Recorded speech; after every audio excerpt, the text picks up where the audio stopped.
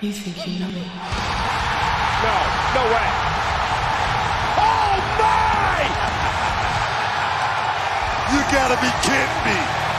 The rated R superstar! Edge is here!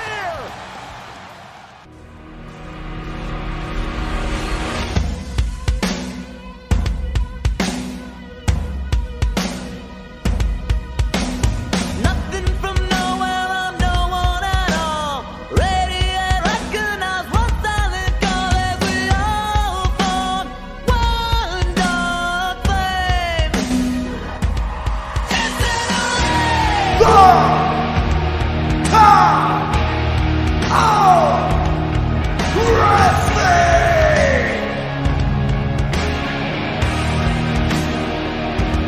Bonjour and good wrestling day to everyone out there in podcast land. This is the Professor Rex Youngblood welcoming you once again to the Top of Wrestling podcast right here on YouTube. Thank you again for listening and checking in and subscribing, liking, and doing everything that you do to keep us going. Last week we hit our highest views ever, and we're looking to keep it going every week, so we appreciate all that you guys do with the sharing and the support. This week, a lot of great things in store. We're going to be talking intriguing indie interviews. We're going to have a little bit of news this week in pro wrestling history. What's ahead of tonight's Wednesday Night Wars with AEW and NXT. But, more than anything, I just want to at least say congratulations to you Kansas City Chief fans, coming off of a great Super Bowl win just a couple of days ago. Without further ado, you know what we always do. Let's bring on the man who is always by my side. We never know who's going to be with him today, so let's just find out. Mr. ODM. Mr. ODM. Yo, ODM, it's your turn. ODM? Oh, shit, that's right. He's off this week. Is that? Oh, that is penciled in. Oh, no shit. Now, we know that ODM was not going to be with us this week, and that is okay because he is doing a little bit of traveling. We will see him back next week when we talk Top World Champs. We'll talk a little bit about that later on as to what you can expect next week. So, see you next week, ODM. Normally right now I would even just kick it over to him and have him chat a little bit about the news. So I guess I'll have to fill his shoes as well. This week, some of the things that have come out of this week, kind of a couple of big important things.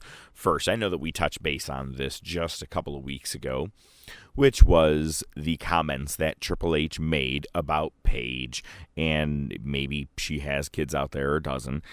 Definitely some messed up comments that he made, but obviously it must have been a slip of the tongue.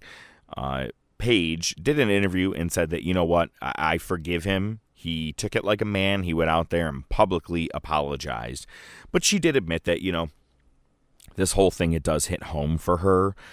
She found out she couldn't have kids a while back. And, with that, plus all the things that happened with the scandals, we'll call it, she was feeling very suicidal. So that's a very touchy subject for him to even touch base on. But it sounds like Paige is letting bygones be bygones. Earlier this week on Raw, Samoa Joe gets a concussion trying to do a suicide dive heading out of the ring. Joe, you have missed several big events, especially, I think, 2 WrestleManias since you've been pulled up to the main card.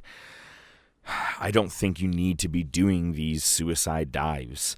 I just that's just me personally. I think he is, everybody always says Kenny Omega is the bout machine. I think Joe can go with anybody. If you're a big guy, little guy, Joe is a very stiff worker. He's also fast. Hell of a promo guy. Great talker on the mic. Just don't want to see him getting hurt heading into WrestleMania. So being that it is a concussion, we really hope that he will be okay. He was pulled from the match. Last week we talked about how Wolfe was pulled from the Imperium vs. Undisputed Era match. And, Samoa Joe was pulled from the tag team title match that was Owens and Samoa Joe taking on Rollins and Buddy Murphy. So something else that had to be changed on the fly. But I do like the pulling someone from a match right away rather than them continuing, because we don't want them, obviously, to injure themselves more, especially for the fact that it really was a concussion. So obviously I hope he's okay, and I really want to see him back for WrestleMania season. And also, we also found out that coming out of the Royal Rumble match, we know that everybody was really excited about Edge coming back and sparing the living shit out of everybody. Well, one man that he took out and separated his shoulder was AJ Styles. And AJ was quoted to say that, "I'll be back before they even think I'm ready." AJ's not missing WrestleMania. I remember texting one of my friends and I said, "Man, just do the whole Martin Riggs, pop it back in place up against a pole, Lethal Weapon style." We hope to see AJ back quick enough, because that's a big component to WrestleMania for the last several years. He has put on great matches, and I know that we look forward to having him this year. Hell, maybe we'll even have Samoa Joe versus AJ Styles. Neither of them may be doing anything. Let's put them against each other in just a great grudge match. Other things that have come out of this week. So we talked last week and the week before about how Marty Scurll has kept his job or re-signed, with Ring of Honor. And he is going to be doing booking. And, we said we hope he really does branch out and work with groups like AEW or Impact, things like that. We did see he branched out and started to begin working with NWA. But he has announced that certain wrestlers are going to be showing up to Ring of Honor's Supercard of Honor at WrestleMania weekend in Florida, and it is official. Marty Scurll will be taking on Switchblade Jay White. I'm looking forward to that match. I mean, you're talking, I think, two young, phenomenal talents, both of them very agile, very quick. I love Jay White's heel tactics. I think that could be a very good match over the weekend right there for sure. So one to definitely look forward to in WrestleMania weekend. One thing we did see is that Edge, of course, seems like he's back for sure. He has I think it was 3 years contract that he is going to be wrestling. And, on Raw this past week, Edge said, "I'm going to retire on my terms." I remember one of the biggest things that, watching one of his documentaries after finding out that he was going to be retiring, he said that Christian was the one that said, "Man, you're one of the only people that gets to retire as a world champ. You kind of went out, in a great way. Maybe it wasn't your terms, but it was great terms." But everybody wants to know when their last match is going to be. And little did Edge know that WrestleMania was going to be his last match against Alberto Del Rio 9 years ago. But now that he's back, let's see what kind of bumps he's going to take. And in that same promo, out comes the Viper, Randy Orton, but let's really just call him what he really is, the Legend Killer. Edge is a freaking legend, and the Legend Killer struck again. First posing the idea of doing Rated RKO as a possibility heading towards WrestleMania, but quick RKO out of nowhere, and ended up with, right before Raw went off the air, a concerto to Edge's head. I mean, if you really want to say, is Edge back? Is he going to be able to take bumps with his neck and his head and his spine and everything? Yeah, Edge is back if you're going to do that. So we're seeing Orton versus Edge heading into WrestleMania. I'm pretty excited about that. There's some things that you can even do along the way. There was a little bit of time where we had Randy Orton was teaming up with the Revival. Let's get the former Edge heads. Let's get Hawkins and Ryder teaming up with Edge heading into this big match at WrestleMania, maybe at Fastlane or Elimination Chamber. You have Edge and the former Edge heads taking on the Revival and Randy Orton, which I think would be a great six-man tag. Again, just kind of leading in towards WrestleMania. You have time to build. If you're already knocking them out with a chair shot to the head this early, one day after Royal Rumble, we know that they're going to be building towards something very big.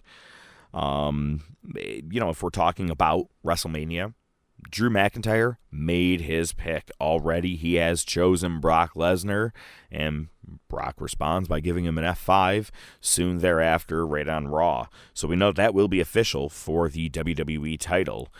Other matches that have been rumored over the last couple of days, these are rumors. I am not giving you anything that is guaranteed, but things I think I'm pretty excited about seeing would be Charlotte Flair cashing in her 30 woman or person Royal Rumble win on not necessarily either the Raw or SmackDown Women's Champion.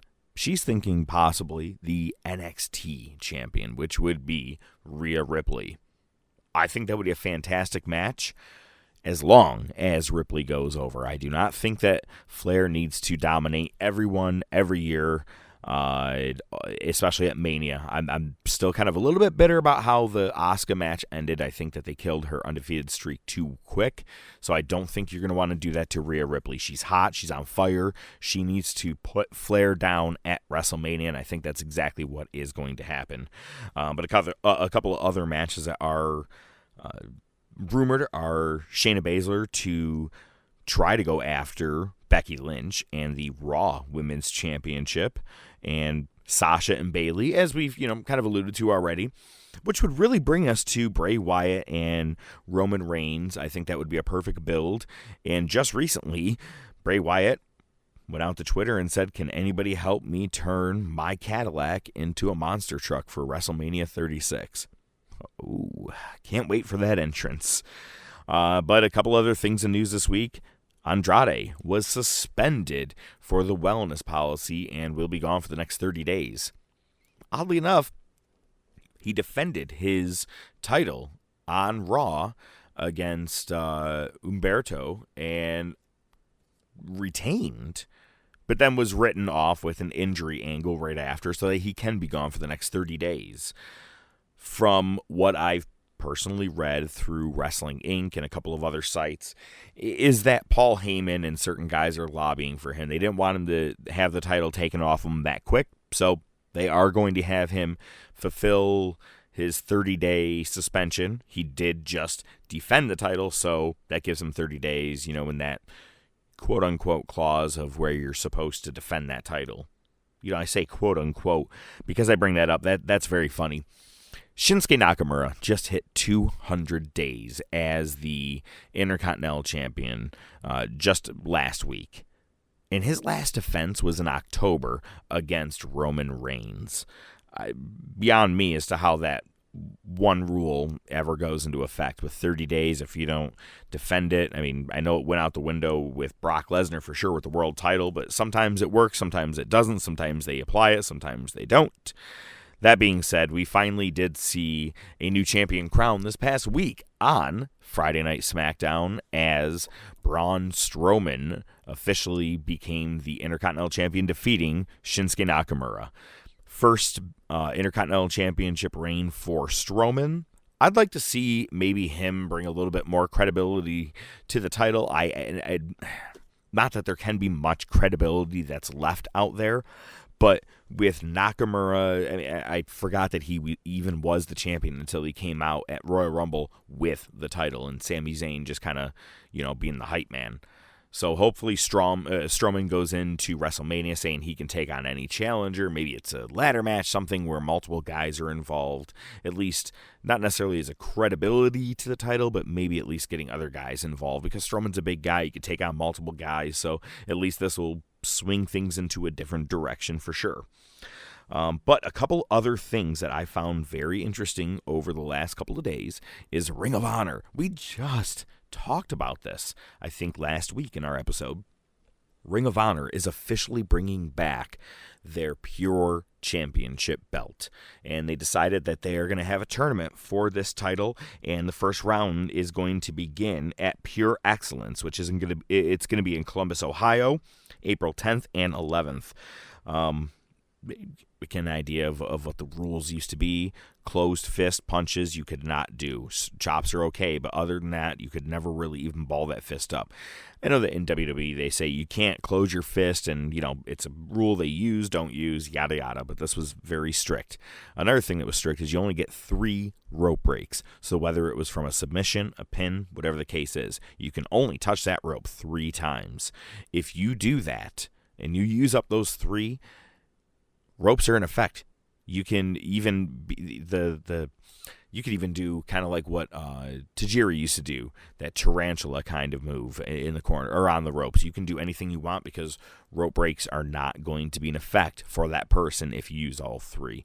So again, it's pure championship. A lot of mat type style wrestling. First champion was AJ Styles beating CM Punk in the finals back in 2004. The title only stuck around for a couple of years. We had the likes of Samoa Joe, Jay Lethal, Nigel McGuinness, and Bryan Danielson being champion of or being pure champion. So I'm excited to see this title back. A little bit of change of pace. Not sure if this is a Marty Scurll thing. I know that Will Ospreay actually was trying to create a little bit of buzz about it. So either way, I'm excited to see this title back. At least just brings a little bit something different to the table of what other companies are offering. So this week in pro wrestling history, a couple of things, as always, right around the time of right before Super Bowl. So we know that it's always going to be the time of Royal Rumble. This week in pro wrestling history, we talked about this just a couple of weeks ago in our quick top 10 from the Royal Rumble moments, was Vince McMahon blowing out his quads, heading to the ring pissed off just to make sure that Batista would go on to win the 2005 Royal Rumble. Also this week in Royal Rumble history, Edge wins the Royal Rumble. Edge makes his return to the 2010 Royal Rumble. Which is kind of funny to see. It was, definitely his one of his final years. He had about a year and a half left before he knew that he was going to be done. Funny enough that he comes back at a Royal Rumble again. It's kind of a big thing for Edge to make his return there.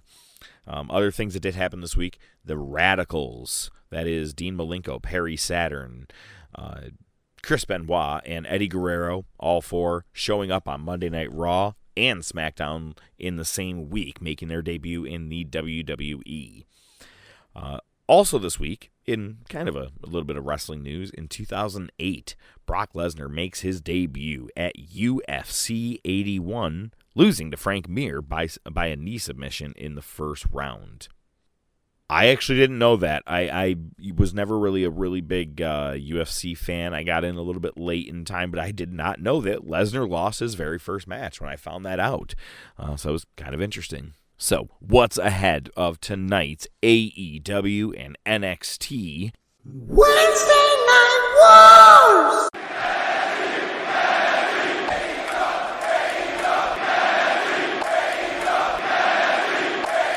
last week? Let's talk about what happened on both shows, some of the good points out of both shows. I think both shows delivered some good things for sure.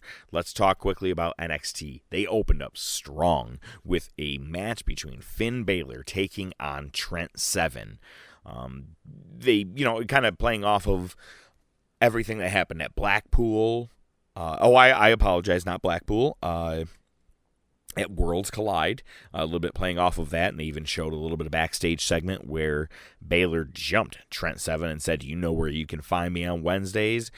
And as Trent Seven was getting into the ring, he does his little pose where he lays on the mat, and Balor just straight heel right away, baseball slide, kicks him automatically before the bell even rings. And I gotta say, I love full heel Balor. He's just kick your ass style. He gets in, he does his moves. I love it. It was a great way to open up NXT, a hard-hitting match. In his post-match, in the post-match, one thing I really liked is that in the ring, he looked right at the hard camera without a microphone and said something to Johnny Gargano, because that's obviously in prep of their match that is going to be taking place at TakeOver Portland, in which is going to be just about a week away, or a week and some change. No microphone, just the hard camera microphone. I thought it was pretty cool because it picked it up nice and strong. I think that's a cool way. You don't have to necessarily pick up a microphone every time, wait for the music to get cut. I thought that was a great way just to get that wording in, his promo, whatever he wanted to say, and move on. Nice, quick, to the point, but also a nice, hard-hitting match. Like I said, I'm a big fan of Trent Seven and Tyler Bate, as well as, of course, Pete Dunne, which is the British Strong Style. I want to call him Mustache Mountain, but I know that's the tag team out of them. Other things that happened that night, we did have Shotzi Blackheart defeat Deonna Purrazzo, and I didn't understand Shotzi Blackheart coming out in a mini tank. That one kind of got me. I think it's whatever. I mean, I think it was just a little too kiddie for me. Just come to the ring, do your thing, go. But the next part had me really going. Keith Lee, which is your new North American champion from just the week prior here, he comes out, gives a great promo. He is just an awesome talker. I'm not sure how scripted it is, but it seems just real. It is, not scripted. It's what he's feeling. I think that he is great on the mic. Then Damian Priest came out. He talked and ruined the whole fucking thing.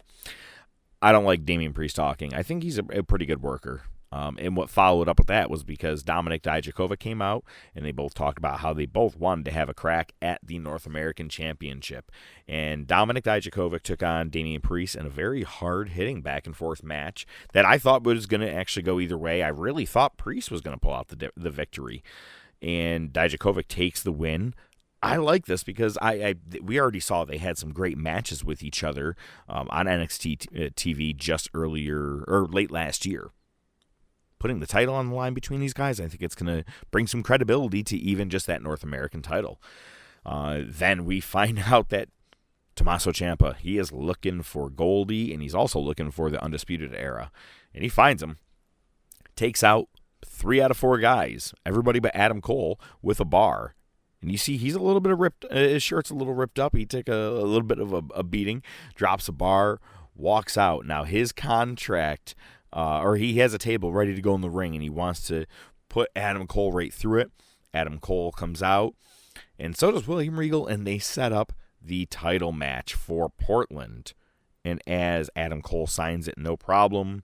He does end up going through the table, but Tommaso Ciampa does end up suffering a little bit of a cut in the top of his head. The crowd chants, "Use the blood." They wanted him to sign the contract in blood. But after he'd already did it with the pen, he just wipes his hand on his head, wipes it across the contract, and just shows it right to the camera. Bad-ass moment. Now, a match that most people, you would think people wouldn't give a shit about, right? Maybe, not necessarily because it's not a lot of the bigger names, but I love that it's character development, and they're also doing feud development. Tegan Nox takes on Dakota Kai. And Dakota Kai's entrance video was really cool. It was the War Games beatdown that she did on Tegan Nox. Well, Candice LeRae actually ends up getting involved. It does a little bit of a distraction. And with a knee brace directly to the face, Nox takes the win. And it was officially made the day later that at TakeOver Portland, it is going to be a street fight between Tegan Nox and Dakota Kai. This is a great build. They are doing an excellent job with this entire story. Again, I said it last week many times. When it comes to the NXT women's division, I care. They do a great job with all the storytelling on that. Couldn't be happier to watch that kind of wrestling right there. But then we go to the main event. We had the Dusty Finals. The Broserweights defeat Grizzled Young Vets, which is Gibson and Drake. Excellent tag team back and forth match. Could have went either way, but I think everybody knew that Riddle and Dunn were going to take the win, and now they get the opportunity to face Undisputed Era, which is Fish and O'Reilly, for the tag team titles at TakeOver Portland. I got to be honest, there was not one bad segment on the show. Overall, I thought NXT brought a great show this week. Only one thing I really could have done without, again, was that stupid mini tank out of Shotzi Blackheart. I just would rather have her just not used it, but that's okay. AEW.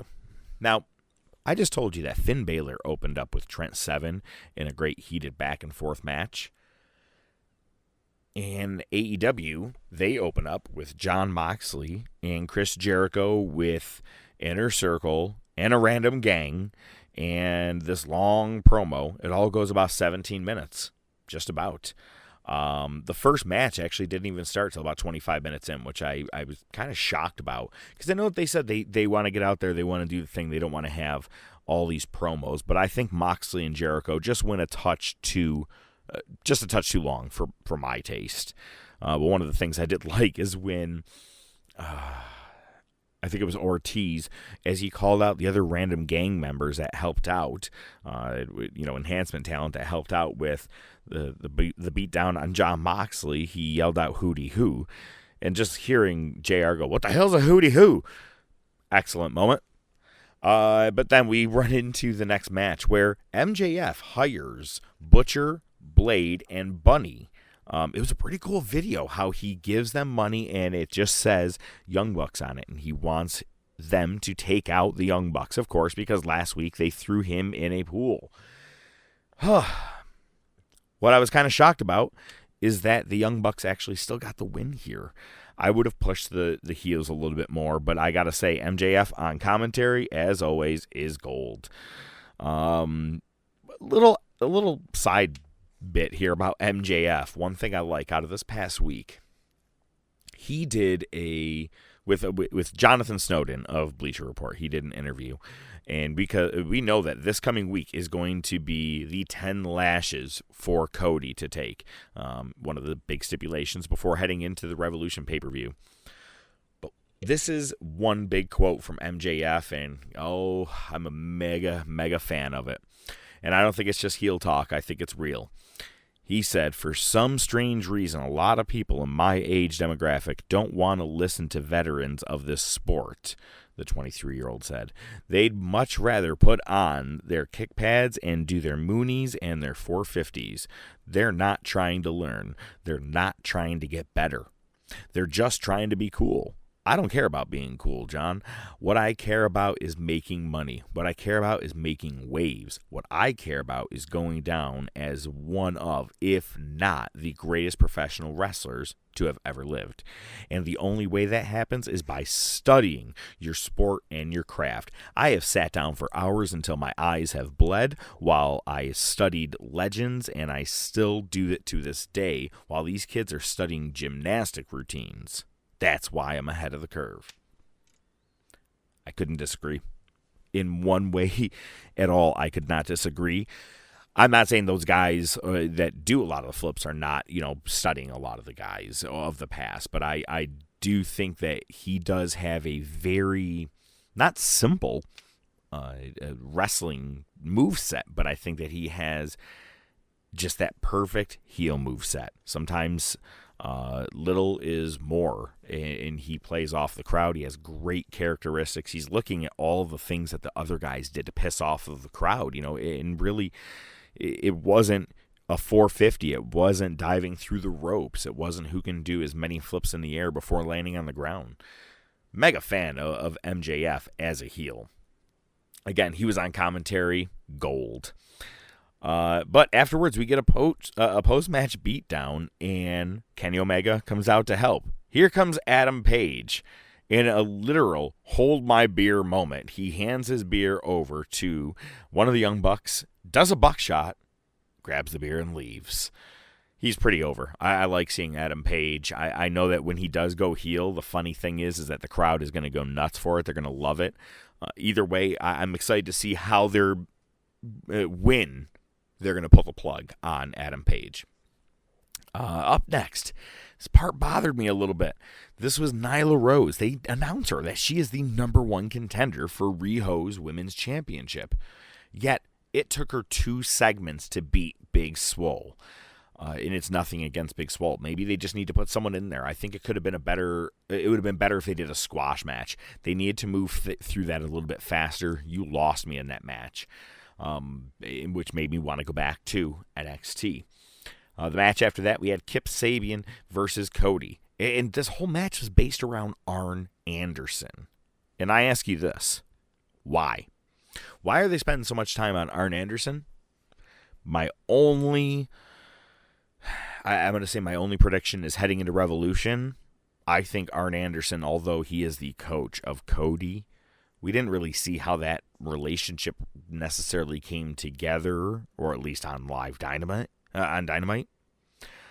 I think Arn turns on Cody and aligns himself with MJF at Revolution, because he nearly cost Cody the match just the other day by just being involved and getting pissed because Penelope Ford was doing tactics or whatever. But then you also bring in Joey Janela for a random interception of a kiss between Sabian and Penelope. I don't care about Joey Janela. I'd rather see other guys on there. Again, that's 2 weeks in a row that I did not get to see, the perfect 10, if you will. I don't get to see Sean Spears. I don't get to see a lot of the guys that could have been on there, but instead we get to see a lot of, Joey Janela every week. Why he's being pushed is beyond me. Kind of like this next person, Britt Baker. She even, again, she's going for round 2 with Tony Schiavone. This time she has the crowd legitimately chanting, "This part sucks. This part sucks." Where are you when when people are chanting that? But she did have a great line. She said to JR, you can't even get the roster's names straight, which I was pretty happy about that. We did have another backstage segment with Kenny Omega, the Young Bucks, and a drunk Adam Page again. But next week we are built up to see Blade and Butcher, along with Lucha Brothers. They're going to be taking on the Young Bucks and the tag champs of Kenny Omega and Adam Page. I say next week. My apologies. That's tonight. Tonight you are going to be seeing that 8-man tag. Also, later in the night last week, we did get to see a great tribute from SCU as they wore their Kobe gear to the ring and they defeated Hybrid 2. Excellent video package from Pac. It was an all black and white video talking to Kenny Omega. He is coming for him, and he said it's going to start next week. So if we are talking about next week, which is tonight, again, things to look forward to. NXT, they are going to be building towards, of course, Portland, because we are going to be seeing that this weekend. Also, we have AEW. What they're going to be building towards tonight is Revolution. And tonight we will get those 10 lashes that Cody will take. We will see Moxley taking on Ortiz. Oh, this is another one that really, really, really gets me. Britt Baker is going to be taking on the debuting Yuka Sakazaki. We're debuting another woman, and I barely know anything about any of the women right now. Again, go over to NXT. Those women, I know everything about them. The grudges, the build, it's looking awesome. This, to me, is just kind of odd. And then also, we will tonight be seeing Pac looking for Kenny Omega. But last week's show did also close out with Inner Circle beating Darby Allin and Private Party. I gotta say this, Darby Allin, he's over. I hope they do make a singles title very soon for that promotion, and he'd be the first one I would strap that title on. I'm cool with your heel for your world champion. I would love to see Darby Allin take a singles championship. Maybe a feud we might be seeing coming out of this is with that post-match beatdown that they did with Inner Circle beating up Darby and Private Party. Is Darby Allin took one of his own skateboards right to his throat, courtesy of a lot of the members of Inner Circle, but mainly Sammy Guevara. I could see heading into Revolution, Darby Allin versus Sammy Guevara. That could be a very good match. I think that's something that we could all definitely look forward to. Well, we all know what time it is. Ladies and gentlemen, it's now time for... Best there is, the best there was, and the best that there ever will be. Hold 2, arm bar. Sodas rule. Yeah, they do. Hold 3, the moss-covered, 3-handle family gradunzel. It's me, Austin. Just when they think they got the answers, I change questions. I did it for The Rock. This week's top topic. You know something, Mean Gene? John C. Wrestling's not fake! The Rolex wearing one. Diamond ring wearing one. Kiss stealing. Woo! Wheeling dealing. One. Limousine right. One. Jet flying. One. Son of a gun. Woo! Sierra Hotel, India, Echo, Lima, Delta, Shield. If you smell. Oh, yeah, that's right. This week's top topic. I am excited to talk about this. It's our first week of doing this, and I'm definitely looking forward to doing more of this. We have intriguing indie interviews, and as I told you at the top of the show, we have two totally different wrestlers that we are going to be talking with. One that is from Western, upstate New York, and someone else who is in the sunny state of California. One thing I have to say, and this is going to sound very cliche, when it comes to these guys, these women, all these different wrestlers trying to make it in the big time, you think you may know what they're going through, but really you have no idea. There is so much more. The travels, the time away from home, spending your last dollar, self-promoting yourself.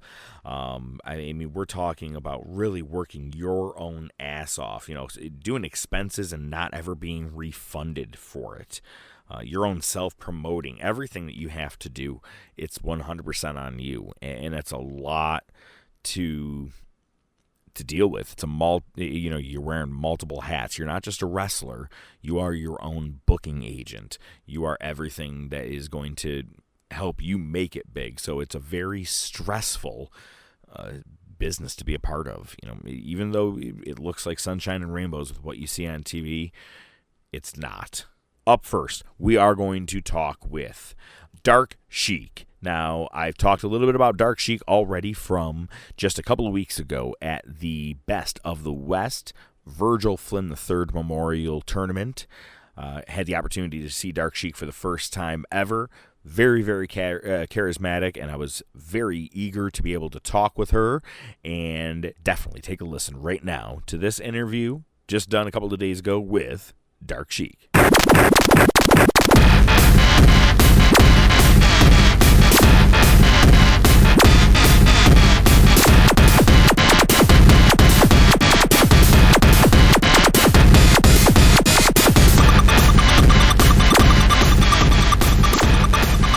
All right, I am excited to be talking with Dark Shiek. I had the opportunity to catch Dark Shiek at an event, just as we talked about just a couple of weeks ago here on our podcast, at the Best of the West Virgil Flynn Memorial Tournament, Virgil Flynn III Memorial Tournament, and I got the opportunity to see a lot of great wrestlers that night. One in particular is Dark Shiek, great wrestler, great performer, and owner of Hood Slam Wrestling. Dark Shiek, thank you for joining us here on the show. Hi, thank you very much for having me. Thanks for coming to that show from my good friend Virgil Flynn III, and thank you for that introduction. Oh, absolutely. It was what a very emotional night to be a part of. It was, but not in just a sad way. It was an awesome night of celebration. It was so, I mean, I had goosebumps on my arms multiple times throughout the night, because one thing I mentioned last week on the show, I love that every match, when you won, yeah, you got the ovation you deserved, but they weren't chanting your name. They were chanting Virgil after every match, and I thought that was just so cool. It was a very awesome night to be a part of.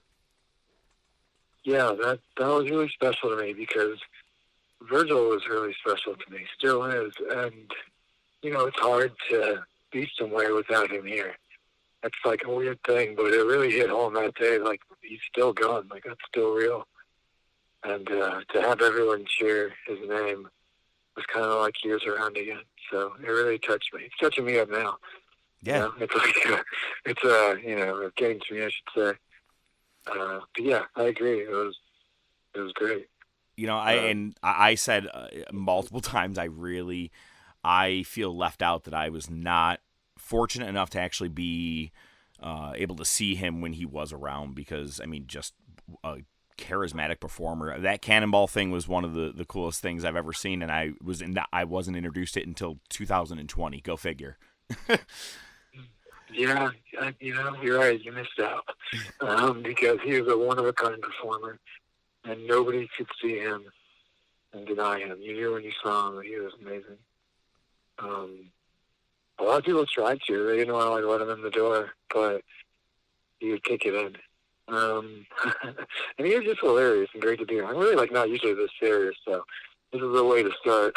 Yeah, I know. I apologize. I started on a somber note. No, don't be. Yeah, no, it's great. He was tight. Okay. We will kick it up a notch here. Let me ask you. Of course. Why? What got you into wrestling? Why did you get into wrestling? I'm always curious to know. Sure, I watched this match. It was Flair versus Steamboat from 1989, and I was like, oh, I want to do that. It was 4.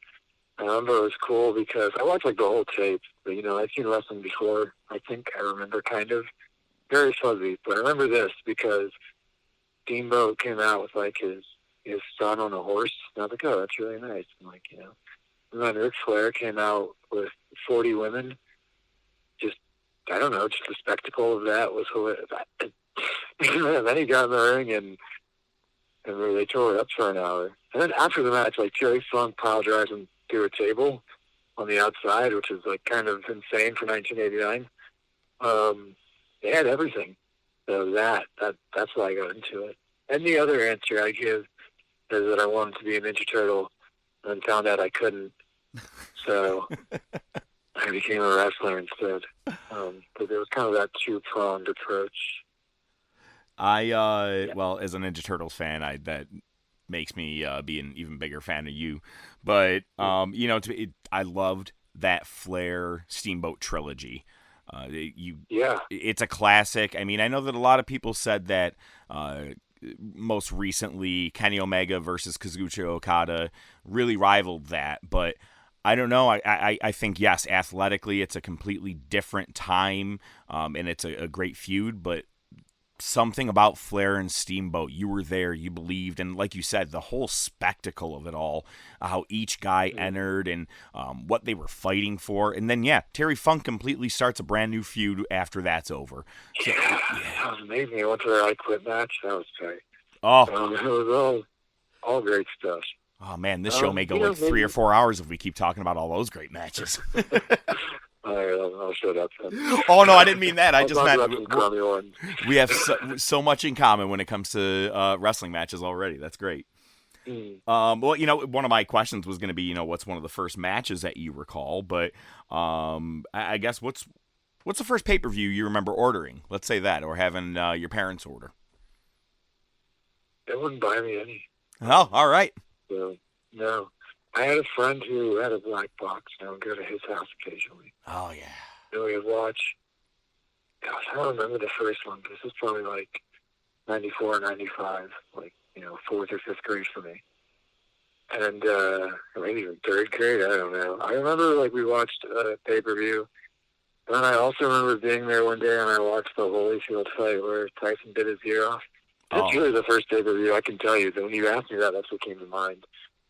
So yeah, I'll go with that. Oh, I still recall to this date, I was at our friend's house watching the fight too. All of our friends and our parents and everybody got together and watched it. I remember one guy going, "I bet you this ends in a disqualification." Me being young, I was like, well, "How's that really going to happen?" And holy shit, it really did. And as soon as the biting started happening, everything, I was like, is this really what happens? I mean, I was a boxing fan all along, and I got to be honest, I'm still a Tyson fan. I don't care. The way he knocked everybody out, I was a big fan of.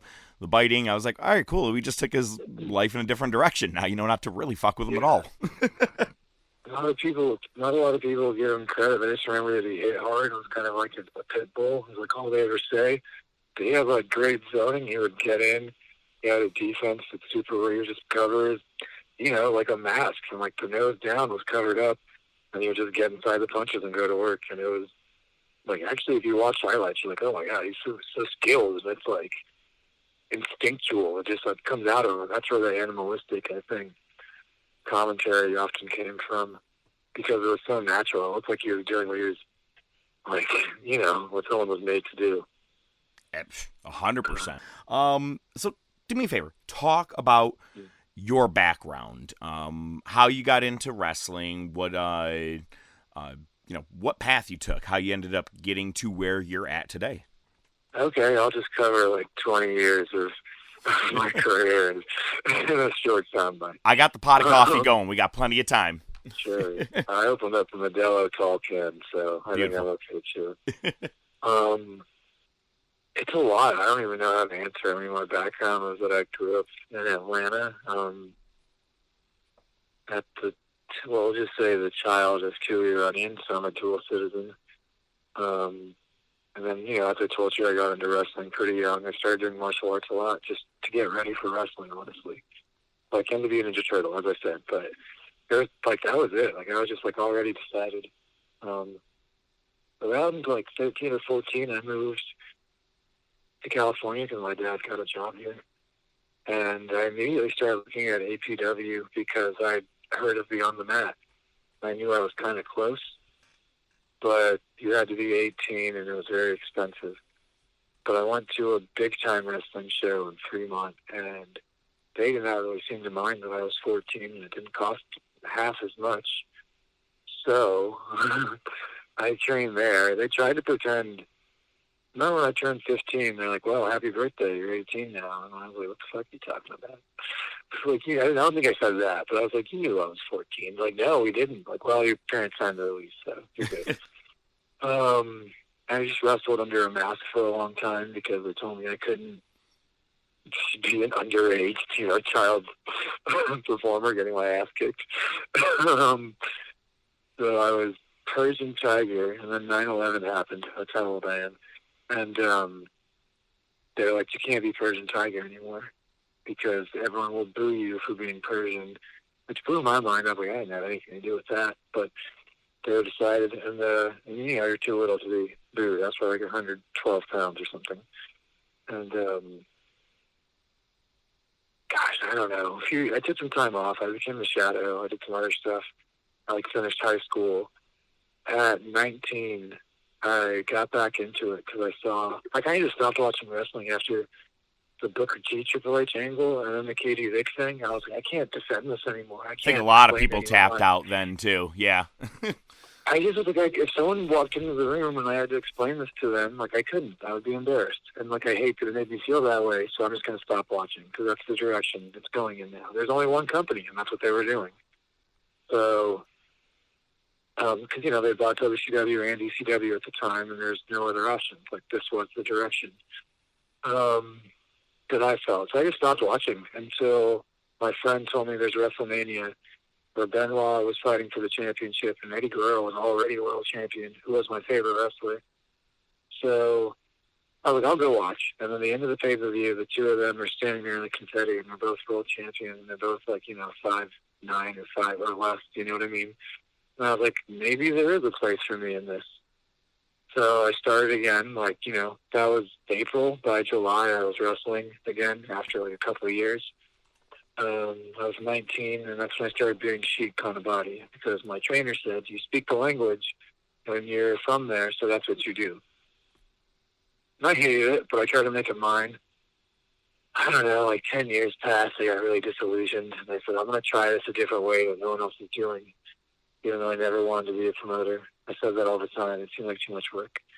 So I'm going to try it because my friends are, DJ Riz passed away. My friend Hayashi got in this car accident, made me really fearful. And I was like, I got to do something to get them seen before, they can't be.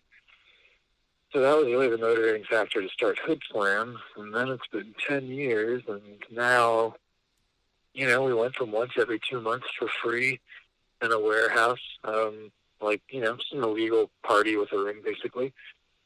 And now we're every week at the Oakland Metro Opera House. Also, I've transitioned. That's something new, too, in the last 10 years. I'm pretty proud of, maybe important to my story. And it's great. I don't know. It's the best thing. This was the best timeline for me, is what I've decided. Everything that's happened, has led to a point where I can do what I like. I could just wrestle every week in Oakland and be satisfied. But I still get out to, wrestling, pro wrestling, and Burbank. A bunch of other places maybe I'll get into later. But yeah, just to catch you up to it, that's my life story. you know, there's a lot of other big details, but the Chronicle just did a huge story on me, the San Francisco Chronicle. So if you want all that stuff, you can go look it up.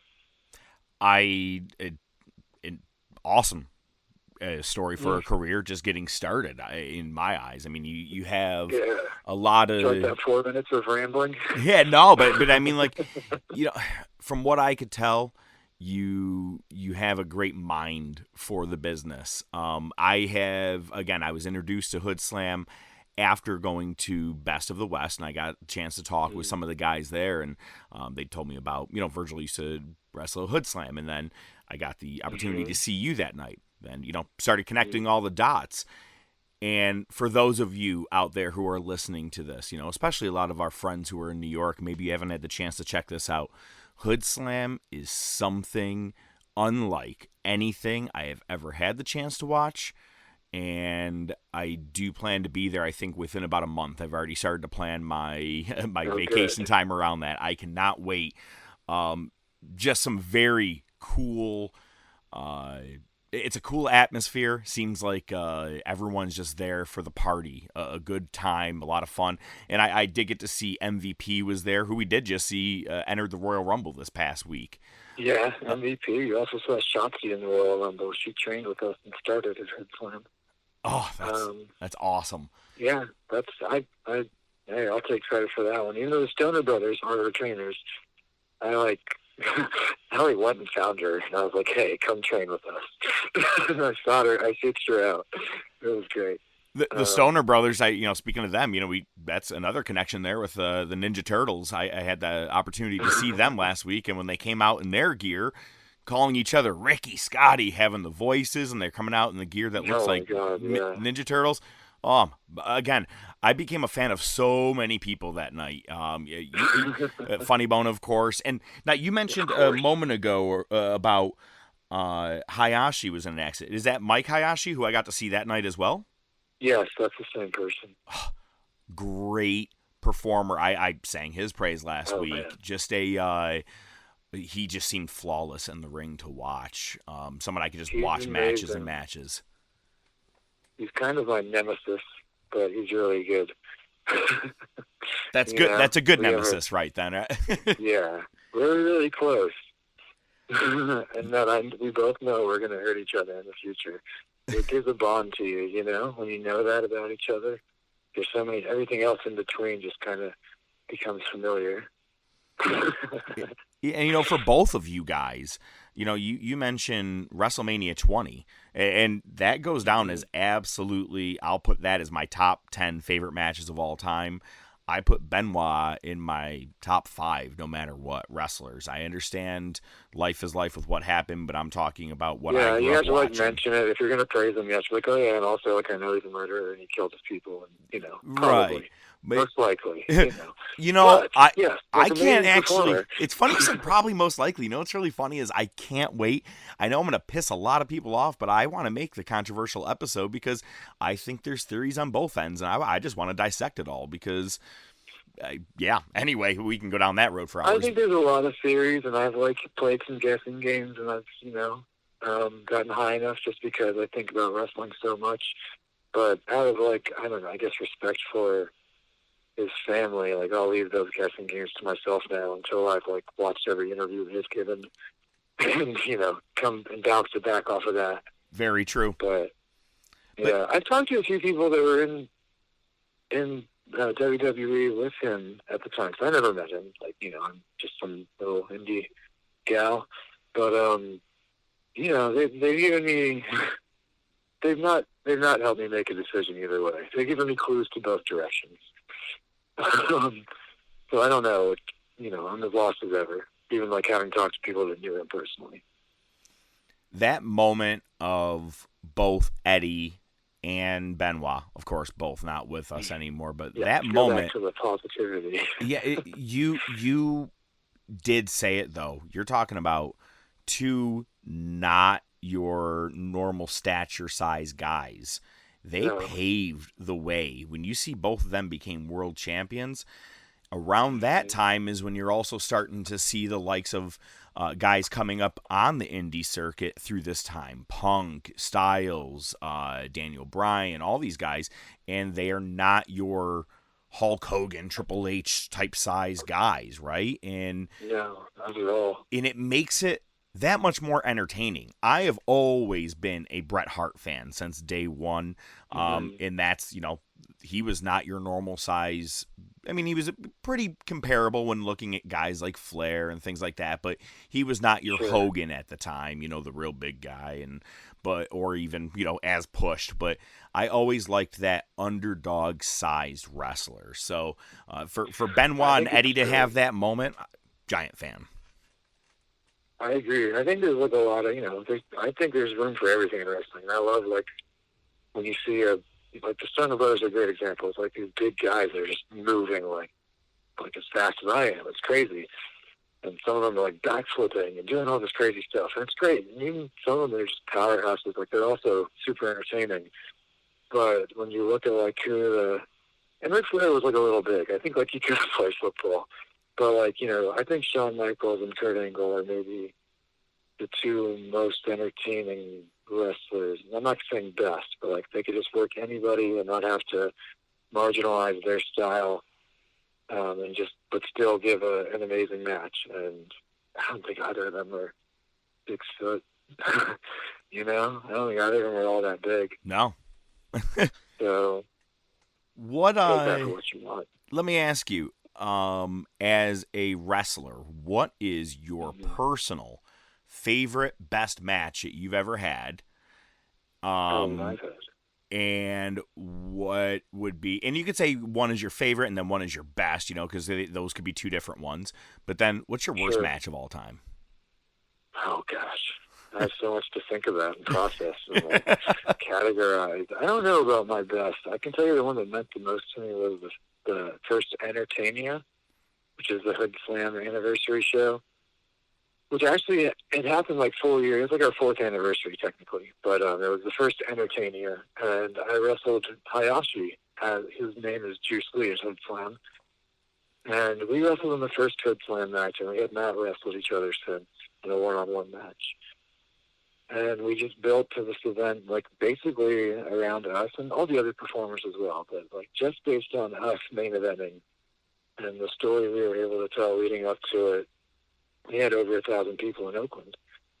And that was a big deal to me because all these other companies around town were bringing in all these names and trying to get a house just by, having Honky Tonk Man or whoever just got released or whoever is hot, right now. And nothing against those people, but the people in California or in the area, that was my whole goal, to get eyes on them. So that one's really special to me and always will be. My best match, maybe my match, might be one with Virgil. It might be one with Brian Kendrick. I don't know, my worst match, though. That's the one I want to think about. Well, I will say, while you're thinking about that, I got to say, it's funny you mentioned Brian Kendrick. Yeah. I've always been very high on Brian Kendrick. He's great. Especially, I liked him when he was with Paul London. They were an excellent tag team together. When he became the Brian Kendrick, I don't think I could have seen him on the TV enough. I don't think I could have seen enough of that either. It was great. Every time he spoke, I was like, oh, what's he going to, what is he going to quote? Or, what is he going to talk about? And I still feel that way in his promos. I see sometimes 205 Live, and as captivating as ever. Also, there's a fun thing called Wrestling Pro Wrestling in Los Angeles that is every bit as silly as it sounds, and I believe it would be from the mind of Brian Kendrick. So check that out if you're in Burbank. Wrestling Pro Wrestling. Yes. I'm there often. Cereal Man, Sexy Chino, Giraffadora, the monster. Tickle's monster just, I think, died, so they're gone. But it's so ridiculous, there's wrestling, but then there's also, some of the top people in Southern California, honestly. I'm, exhausted trying to keep up with them. But, and there's, these crazy, like big bird outfits or like snuffleupagus. It like takes 3 people to operate the thing or like whatever. It's made out of like, foam and molded to be super custom and grotesque but hilarious. And they've got like 10 of these, kaiju for lack of a better word. They don't call them that, but it's amazing. I love that place. I am going to have to check that out. That seems awesome. You can see Xavier Woods talks about it on Twitter a lot. Freddie Prinze Jr. talks about it on Twitter a lot. It's great. A lot of other people pop in. You never know. It's Hollywood, it's Burbank. Excuse me. It's true. So, what are we thinking here? Worst match? Oh, gosh, I stopped thinking about it. I won't put you through that misery. You don't need to go through that. No. I have 2 that come to mind that are funny. I don't know if they're even my worst matches, really. I feel like I've stunk it up worse. Oh, okay, 3 come to mind. Okay, I feel confident with all 3 of these. I'll try and tell them quickly. One of them was in Florida, and this guy just told me he could, he felt comfortable with, like, chain wrestling or just whatever. Just we go out there and just every literal thing goes wrong, just left and right, everything. And there's a part where when I go back in the ring, like he's supposed to dive on me. It takes him like 3 minutes of me walking around the ring for him to dive. I'm just like trying to find a spot he's happy with. And eventually, like he throws me back in the ring. When he comes in the ring, I run and I kick the middle rope to like crotch him. And I do it like as hard as I can. Believe it or not, the rest of the match does not get better. And the thing is, like, I like the person. Like, I hate to, that's why I'm not saying their name. I do like enjoy this person's company. It just whether it was nerves or they had a bad day. It's a venue. It was like 112 degrees and 200% humidity. But like, yeah, I got angry and I was really like a shitty person then in that sense.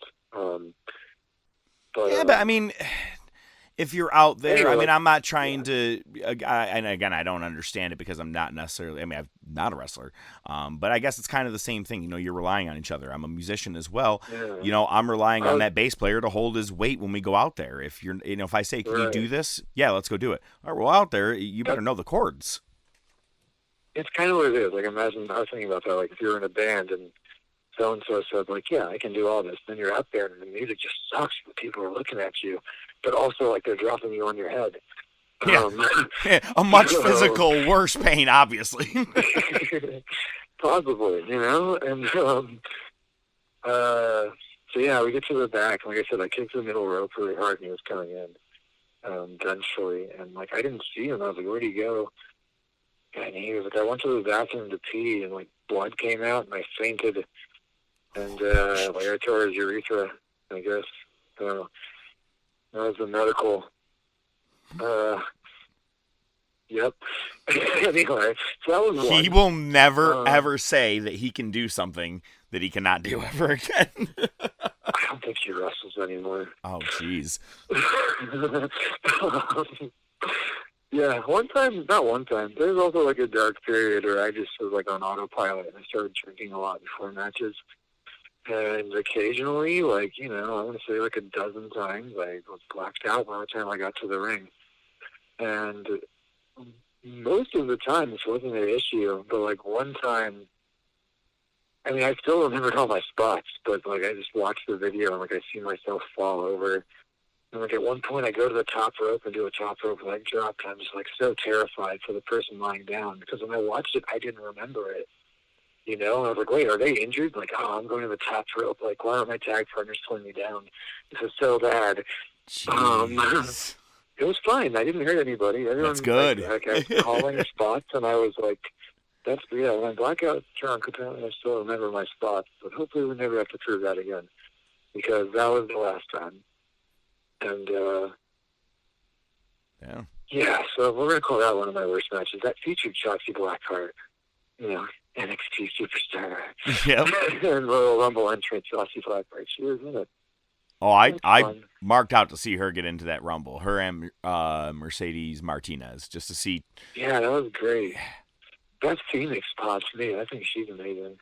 Yeah, we just talked about that on our last week episode about how she had her head busted open and still continued like a beast.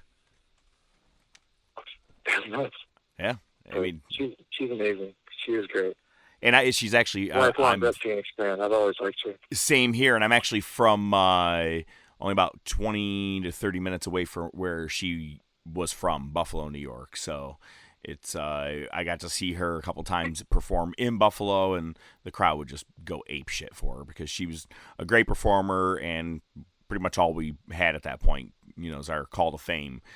Most recently, we've had Luke Harper from Rochester. So, but other than that, not many people come from the upstate New York area that much anymore.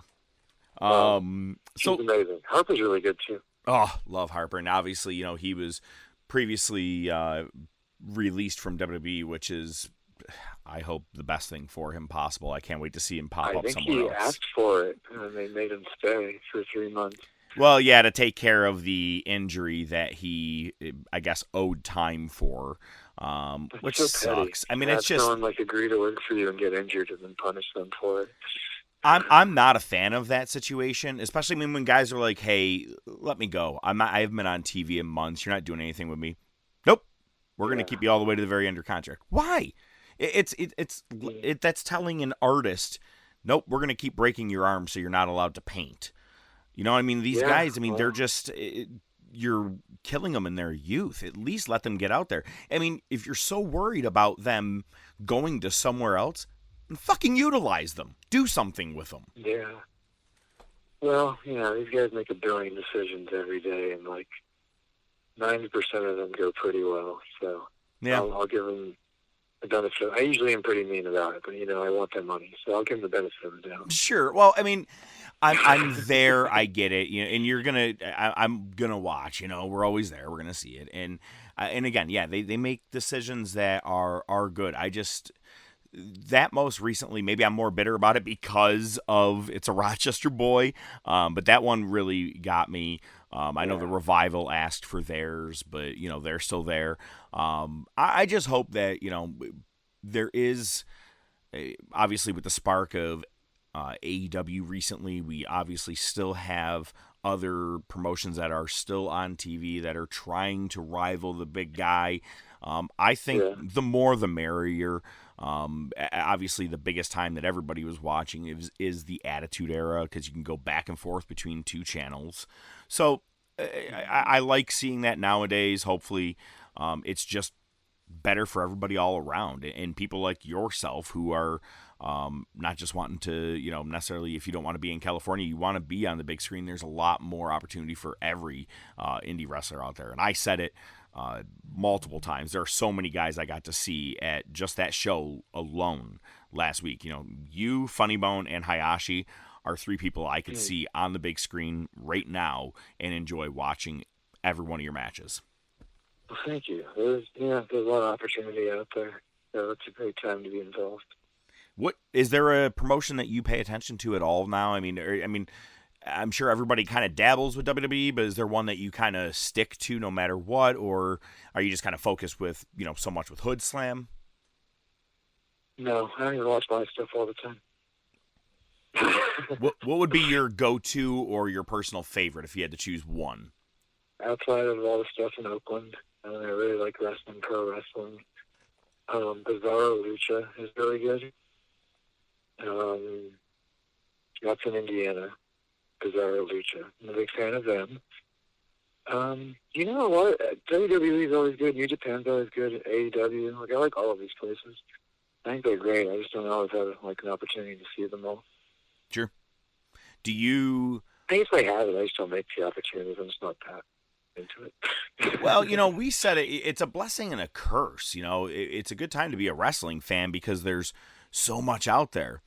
But then there's just so much out there. It's hard to keep up sometimes. If you're a completionist, that's going to drive you insane. But I think it's better if there's an option for everyone than, there's only one brand. I'm OCD. I feel like I have to see everything. See, this is why I don't. This is why I was like, I don't watch anything that much because I used to be like, I'm watching everything. I'm watching, like, I was a tape trader in the 90s, in the early 2000s, because there wasn't no YouTube. And we just had to send each other VHSs of shows that I had a bootleg copy of, and we trade bootleg copies. And this was like, you know, I have like 2 Blockbuster shelves just of VHSs. I still have them somewhere. It's kind of nuts. But, yeah, so I would watch, like, New Japan TV and AAA and CMLL. I was watching, like, all these people in the indies, and, like, Reckless Youth and Ace Darling and Christian York and Surfer Ray Odyssey, and, like, following all of them around the country kind of through tapes. And, like, all the New Japan Cruiserweight stuff. And, like, that was really what I was into, the New Japan Cruiserweight style.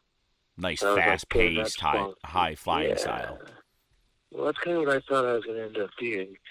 But, you know, I'm stuck in California as people become, you know, as the lucky get to be.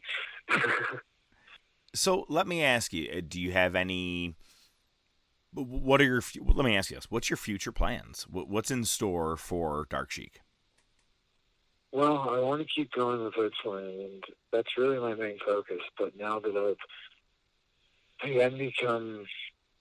begun transitioning, I feel, at first I thought I would just not do much with it, but I noticed the more I'm out there, it helps for visibility. And there are other trans wrestlers, and it's great, but I want to keep being visible and show people that, like, life does not end with this decision. It's actually a very liberating and freeing decision, and that, you know, I wish I had more examples, because I didn't. But, so I'm trying to be one. And then I just want to explain the roster and all my friends to get better. I'd like to see wrestling, pro wrestling take off. You know, I'm 34 now. I'm basically like, let's see what happens. But I've already been wrestling since I was 14, training, you know, and I have realistic expectations. I love it. Hopefully I can keep making friends around the country. You know, that's really more my goal, because this already pays for my, you know, for my well-being, for my food and home, and, you know, I don't have to work that hard. It's pretty great. And I get to just stay in my own town. Like, it's awesome. It's like having the best of both worlds. Absolutely. I get to wrestle all the time, but I don't have to leave, and I don't have to work. Like, wow. So, just keep enjoying what I have going and keep spreading the love. There's nothing better than that, because, like I said, I mean, I know I wasn't the only one who was brand new that night. There was another person sitting behind me who said it was their first show too. So, you know, I mean, people are, you know, seeing you every time, like you said, just getting eyes on you, eyes on your product. You know, whether it be Hood Slam or Best of the West, or just you personally and your own promotion of who you are.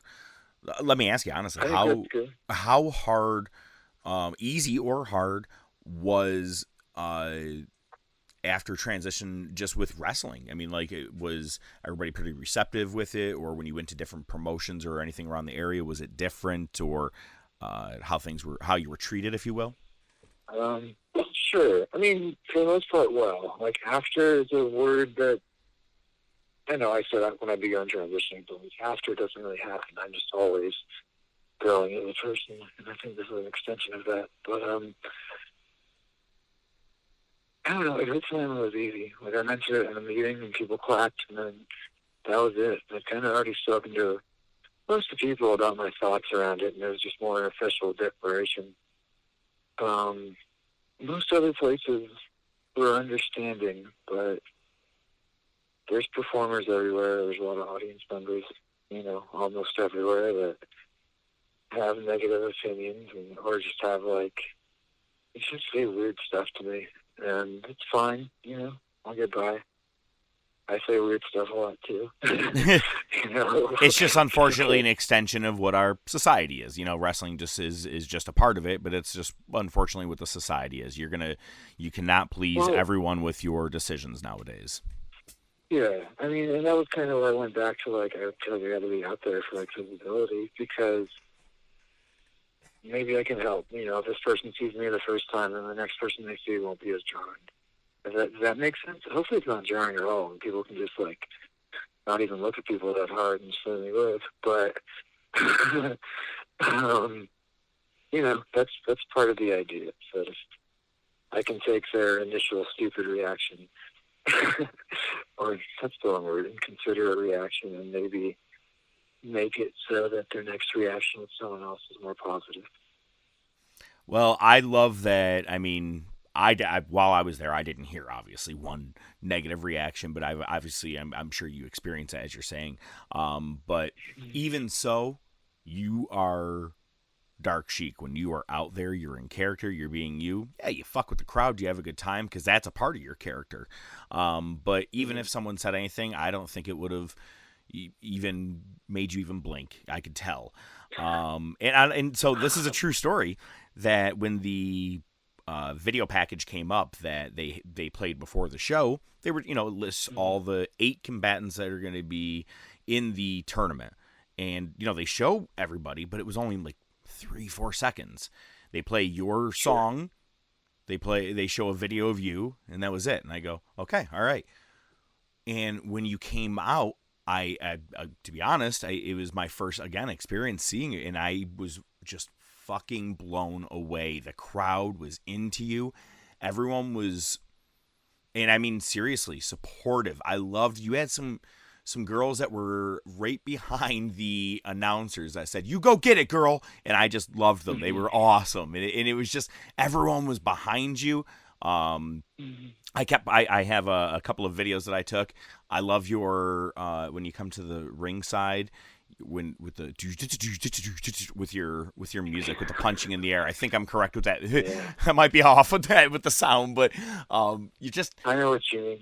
You're charismatic. I love it. I like I said, and the fact that you went into the semifinals, I was like, great, get to see another version of this for the night. And it was just, everything all night was a great event. But like I said, you were one of the very first things that came to mind that I couldn't stop talking about. And I thought that you put on a great show. You and, let's see, you lost to, I believe it was Kenny K. You did lose to Kenny K, because I was pissed off. Yeah. I wanted you to go to the finals, actually, because I was like, ooh, you and Funny Bone is exactly what I want. And when Kenny K, and no disrespect to Kenny K, Kenny's excellent. Again, everybody that was in the tournament blew me away. But I was like, oh man, when he lost, I was kind of pissed off. So, but It would have been nice to get beat up by Funny Bone again, but it was nicer not to. And I think Kenny K is, different as far as personality, and but just such an amazing character. I mean, athlete is what I meant to say, nothing against his character. Just like the most insane athletic performances I've ever seen. He does stuff that's unreal. Like I've been watching wrestling for 20 years. No, I'm sorry, for 30 years. I've been doing it for 20 years-ish. And, he just busts out stuff. And it's like, where did that come from? Like, what video game did you take this from? Because it's not from reality. Like, nobody would think of that on their own. One thing I appreciate to watch in a tournament, I'm a mega fan of one-night tournaments. Always been a fan of King of the Ring, or whether it was WrestleMania, Survivor Series, when they had the title on the line in a tournament. Always been a big fan of a tournament. But what I like the most is how much you can make your next match different. And someone like Kenny K did not pull out the same move multiple times unless it was something like a finisher or your signature type move. Everything was different, and same with your match. I like that everything was different. Everybody was bringing different qualities to each match to keep the crowd entertained, rather than, well, you saw these two guys do these moves in the first 2 matches, let's just have them do the same thing in this next match, but whoever gets their finisher first. I appreciated the psychology of the night. I like that. I think storytelling is more important than the actual maneuvers, but I will say that, like, that group that we had that night, any 8 of the people in the tournament, had no, everyone else had more moves than I do. I can tell you that. There was nobody running out of moves. We were all going to have new stuff all night, just because we've been doing this for a while, and, we're okay at it. So before we get into one of my final segments that I have planned for today, I at least want you to let everybody know, what's coming up here for Hood Slam. What type of events can we look forward to, and where could we find Dark Shiek as well? Well, the next times you can see me or Hood Slam, depending on when this comes out, January 31st, I'm in Vancouver for Battle World 88, and that'll be very exciting. I haven't been there in a year or so. And then every Friday after that, I'm in Oakland for Hood Slam, or Glam, or Sexy Good Time Wrestle Show, depending on which week it is of the month. I also will be at Pro Wrestling in Burbank. February 29th is my next appearance there, but I'll be defending my mid-card championship, probably, against someone. Or maybe I'll take the night off and just gloat. But I'll be there. March 15th, I believe, is the Zorro Lucha in Indiana. I'll be at that, at the Indiana City Brewing Company. I think that's what it's called. Great beer. Go to it. And I'm not sure if I'm supposed to mention it, but I think I might be crashing a brunch in April in Tampa. Ooh. So we'll see about that. All right. Mm-hmm. Always a big fan to check out all the different types of promotions and events that happen around the first weekend of April. So that's very cool. Yeah, there's a lot going on. On Saturday morning there's a brunch. And, it might be where you can see me. Excellent. Maybe I'll just pop into WrestleMania in the crowd and, watch Manny and Shotzi, or maybe not, but, hopefully. I always like the sets. Oh, absolutely. Sometimes the show, I just drink through it, but the sets are amazing. Have you been to WrestleMania before?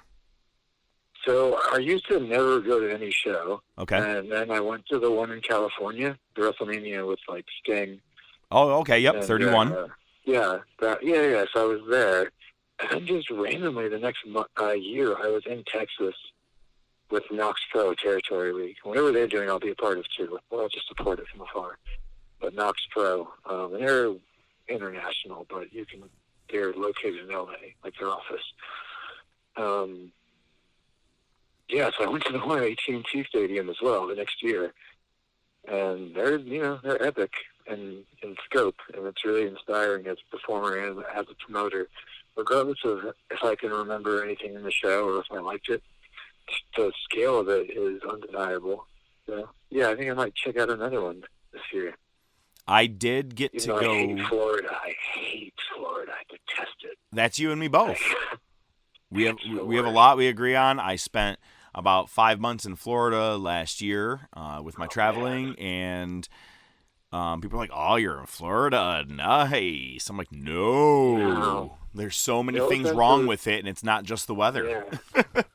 No offense to anyone that lives there. Yeah, I was just going to say the same thing. Thank you for listening if you're in Florida right now, by the way. They're all capable. I don't care, but they're all capable of, being as good as anyone else. But, there's something about that place that really twists a person. I don't think people inside of it can see it. I think that's true of any city or big, location with characteristics. But sure. Gosh, I hate to say culture, but the parts of Florida, there's a few of them that are just and they're big than most of the place, that just really twist the soul. I don't recommend it. That is, enough said. Honestly, to twist the soul, absolutely. Perfect. Well, before I do leave you, the last thing I want to do today, a little word association. We're going to do a little rapid fire. So, you are not getting time to think on these. It's just the first thing that comes to your mind. I got 10 to 12 here written down. We're going to see how we go, and we'll see where we go. One of them I think he said, but we'll find out. We're going to fly through them. Right. Are you ready? Yes. All right, ding, ding. Favorite match? Eddie Guerrero versus Rey Mysterio, Holley and Havoc, 1997. Oh, yeah. Favorite wrestler? I was gonna say Sabu, but I don't think it's true. Mostly Eddie Guerrero. Okay. Face or heel? Heel. Okay. Your favorite year in pro wrestling watching, like whatever your favorite year was watching any promotion ever. 97. Ooh. WCW, NWO, Nitro stuff was the tops, you know? So then my next question actually was Monday Night Wars, WWF or WCW? Oh, WWF won, but that was a great year. Well, you choose that they won, but is that who you would have been behind? It was a better show at the end. WCW should have gone longer, and maybe they could have reignited some fire. But yeah, by the time it was over, like there's definitely one that was better than the other. Like when you take the whole scope of things, like from 1, 2, 3 Kid and Bret Hart. Yeah, I'm just thinking of like Raw versus Nitro. Like yeah, Raw wins, but Nitro had a great year too. I don't disagree at all. Your favorite big promotion of all time? ECW. Nice. Favorite TV wrestling show of all time? The hardcore TV, ECW, not the TNN stuff. That was okay, but the hardcore TV stuff. The early years, like 96, 97-ish? Yeah, like 97, 98. I was watching it in Georgia. And when I lived there, like I'd find it on public access, like at 2 in the morning somehow. Same in New York. There was no TV guy. You just had to scour the channels at random hours of night and hope that wrestling, what the ECW was on.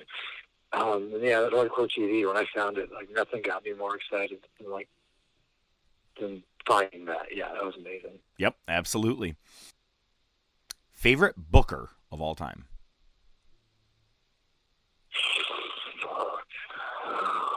Vince. Okay. Yeah, he's really good. For all the hookups, like, I bet if you counted all the good moments versus the bad, the good would probably win. Probably. I feel like by a lot, but I would not be so, if someone's like, no, it's way off, I'm like, yeah, okay. I wouldn't argue. But at the same point, stay in business this long, by making a million mistakes. He's proven his worth. I don't have to talk about it. Yeah. Like to say something like that is ridiculous. Like, yeah, this is his world. Absolutely. I'm trying to create my own outside of it. I like that. Worst gimmick or worst wrestler that you've ever seen? Oh, gosh. So many, like, WWE 90s workers are going through my head. I mean, workers, like people with, like, job gimmicks. But yeah. Like, I like them all. The Goon, yeah. They're all great. Yeah, I love like Phantasmo, amazing. Like nothing against any of them. No, these are all great. The worst gimmick ever. No, I'm gonna say Flash Funk, but I like that too. It's something where they took someone amazing and then made them stupid. Like that's what it is. I don't know which one that is right now because there's so many to choose from. Maybe 3-man band, even though I enjoyed it. Like when you think of how talented all the people are and like what they are capable of, it wasn't very nice. We just did one of our. I liked it though. I enjoyed it. So I did too. One of our very first episodes, we did top 50 stables, and the only reason 3MB made it was because they took shit and made something out of it, and. They worked hard. It's not like they looked like they were having a bad time on TV. They were still working their asses off. And, sometimes you do a lot of shit, something good can come of it. Jinder Mahal became a world champion a couple years ago. Drew McIntyre just wins the Royal Rumble. I have a great feeling. I've always been a mega fan of McIntyre. So, sometimes you go through the bad to get to the good. But, yeah, you're right. That was not one of the best gimmicks of all time. Well, just when you could see, like, oh, these guys could do all that. And, like, are way younger than. Like, not they're old now, but you know what I mean? I think what they've done with so many people, like, came to WWE, and then it's like, oh, that's what's happening. Hopefully Shinsuke could have been, not that I had anything against what he was doing, but, like, he could have been, like, beating Brock Lesnar at WrestleMania, because he's already done it in New Japan, with the history there. If they just decided to mention it, would have been cool. They didn't even mention it at the Royal Rumble. They both go, we're competitors in New Japan. I go, and fought at a Wrestle Kingdom. Are you serious? Like, this, they should have mentioned it 5 years ago. At this point, you're like, yeah, just say that. Don't even mention it. Yeah, he came in great, and it was fine, and they had this huge, like, the queue was over, like, he was deservedly, but, like, they just stopped it one day. Like, we're done with that push, and now I don't know what the fuck he's doing. Like, he always is, like, around a title, but it doesn't seem to ever matter. Like, it's weird. I was shocked Yeah, when he I came think out with the Intercontinental title. I go, oh, okay. I didn't even know. I think that's a drop ball, because he could have been, main eventing versus Rock. If they just showed that footage, like, then he would have been as good as anyone, as big as anyone else they're trying to push. But, on that note, I'm going to say Kenta. Now that I finally had time to think about it, it's Kenta. Okay. Because I was like, whoa, Kenta's there. Oh, fuck, that sucks. That's I totally agree. I'm glad that he's where he's back in New Japan. That's 100%. Does it even matter anymore? Well, no, but at least he could get back in a crowd that likes him, I think, or at least he's getting exposure, maybe? Cool. Cool. Sure. Doesn't matter anymore. Went from, like, most exciting wrestler on the planet to, like, oh, yeah, he's somewhere else now. Okay. Yeah, and there's so many people you could say. I feel like they started picking through guys, like, especially, Gallows and Anderson. A lot of people are not even, like, huge on, but, like, EC3, Robert Roode. Oh, jeez, Robert Roode is another one. What's his name? Prince Pretty. Tyler Breeze, when he first came to Raw, Mm-hmm. like, this guy could be the next Shawn Michaels. He could be the new Shawn Michaels. All he has to do is keep having him win. Yeah. And the last one, your Mount Rushmore of wrestling. Flair. I mean, it might not even be people I care that much about, but, like, the people that have made the big difference are Flair, Austin, Rock, and Hogan. Yeah. But you said my Mount Rushmore. So, like, my four faces that I'll put up there are going to be X-Pac. I'll just start there. Nothing starts awesome with X-Pac heat. Yeah, X-Pac. 1, 2, 3 kid, if you like. Sure. Ric Flair's still up there. Eddie Guerrero. Great Sasuke. Ooh, fuck, Jushin Liger. I need a big mountain. I'm going to need a lot of faces.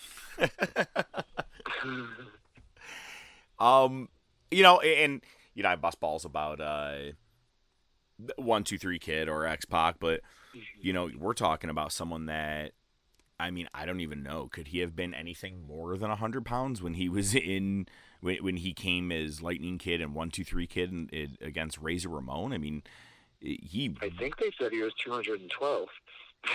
They said he was 212? They might have. They also said Sean was 240. But, oh, okay. Well, there you go. Yeah. But you're talking about a real tiny guy. I was like, man, I feel like I have more weight than this guy when I was in 6th grade. And so you're right. I to have him on a Mount Rushmore, he paved the way for a lot of guys as well, much like Eddie and Benoit. And I don't think that X-Pac really, unfortunately, gets as much credit for that. But, he is one of the only guys that was in NWO and DX. He was a major player in the Attitude Era. Yeah. When he changed sides is when they won the Ring War, like, for real. Like, they never looked back. It's very true. I think it's his longevity that hurt him, because, he was able to stick around, and you got to see all these other cruiserweights that, like, he inspired a place for. Yeah, do it. Like, they were there, and he wasn't like a Hulk Hogan where for so many reasons, but it wasn't like it was just him for 30 years or 20 years. Like, there's room for other people. Totally. Yeah, so I think, he gets skipped over maybe when people talk about, I don't know, it's my Mount Rushmore. It's not anyone else's. Exactly. So, whatever. That's why I ask you and you alone on that one. Yeah. I still would mark out to ever wrestle with X-Pac. I would just mark out just to see him. Yeah. Like him, Sasuke, Liger, who just retired, and like Eddie Guerrero were the 4 people I probably wanted to wrestle the most. And since he's passed, I'll throw in Tajiri or Muda even. But like, those people were all amazing. So, and they made a huge difference for me. Eddie was, I think, we talked about it on our episode last week. We were talking about Saturday night's main event, and we talked about how, for me, the very first one that rocked me when I was a kid, or not rocked me, but it was more of just shocking, was Texas Tornado and Dino Bravo, because I was like, wait, I just saw these guys on TV. Then it was Owen Hart. That was a mega one that really fucked with me. Owen. But then Guerrero's came out of nowhere, and that one I just felt left me speechless. I remember I was at work. I was working at a jewelry store doing retail, and one of my buddies had called and told me, and I took it so oddly personal that you would have thought that like it was like a brother of mine that passed. I just sat there quiet, just thinking about it, because I'm like, I just watched him on TV a couple of days ago. He's too young. He's clean now. Man, he turned his entire life around. I'm like, that one, Eddie really, that one messed with me. Me too. Him and Owen, I cried. Yeah. Owen, oh man, that one, Owen to me was the first heel I liked. You know, because I mean, I liked hating Mr. Perfect, but he was almost too good that I was like, oh, I don't want you to win though, man. I want people like Brett to win. But then when Owen came along, you want to boom, but yeah, like you said, he was hilarious. And then just how he complained like a little brother, it was just awesome. That's still one of my favorite feuds of all time is Brett and Owen. Hands down, 94 watching their matches together, but then also them joining forces in 97 with the Hart Foundation. Two of my favorite greats of all time. I think everyone who watched it would consider it one of the better story arcs in wrestling, except for WWE, apparently. Yeah, a lot of people the reason I actually ask you about, WWF versus WCW at the time is because a lot of people are big fans of the Austin era and then NWO, DX, all these things. To me, my money goes to the Hart Foundation versus the USA. Canada versus USA. Yeah. It was everything. Stuff with Patriot was tight. Yeah, I mean, like, go to watch Canadian Stampede. Listening to a country go absolutely apeshit for their hometown heroes. And, I mean, Austin still got a little bit of cheers because he was Austin. But, I mean, Legion of Doom got booed out of the building. Goldust being booed out of the building. All these, Undertaker, all these guys are getting booed. But then Bret Hart comes in. He's booed everywhere else. You come into Canada and you are treated like a god. I think that story wrote itself. And I'm still pissed to this date about the Montreal Screwjob because I think they could have carried that all the way into 98 and well on. Yeah, it could have gone on forever, but they had a different direction. Yeah, unfortunately. Sean. The Diesel era was over. Oh, that's true, too. Well, I can't thank you enough. I know that we definitely chatted a little longer than I think either of us expected, but honestly, it was a breeze for me because just getting to chat wrestling anytime, especially someone who really is in the business, working their ass off, I could just chat with you guys for hours. So, Dark Shiek, thank you so much for all your time today. No problem. Thank you. I got to say, from the bottom of my heart, it's a guarantee. You guys are going to get to see some videos and pictures coming up very soon on our Facebook page and things like that, because I guarantee I'm going to be seeing Hood Slam very, very soon. I think it's within the next couple of weeks. Cannot wait to go check Hood Slam out. So I hope you guys also check him out on Facebook, and definitely take a look for Dark Shiek. So the second part of our intriguing indie interviews is going to be with Eric Wolfe, the former Eric Emanon. Now, Eric is from the upstate New York area, wrestled all over Western New York, as well as other states and the surrounding areas. Eric's story is completely different from what we just heard with Dark Shiek. And I did say, former Eric Emanon. And I don't want to lead in too much as to what's going on here with this whole story, but I would love for you guys to take a listen. Great interview with Eric Wolfe.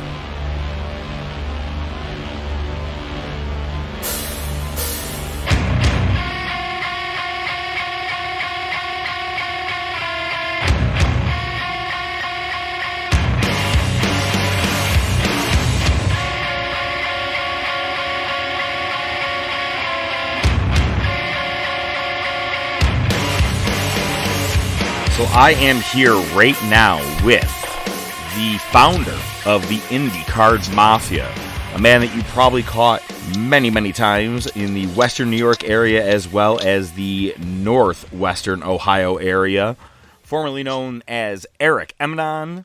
Welcoming to the show here at the top of wrestling, Eric Wolfe. Hey, Eric, how you doing, man? Hey, man, I'm doing well. Thanks for asking.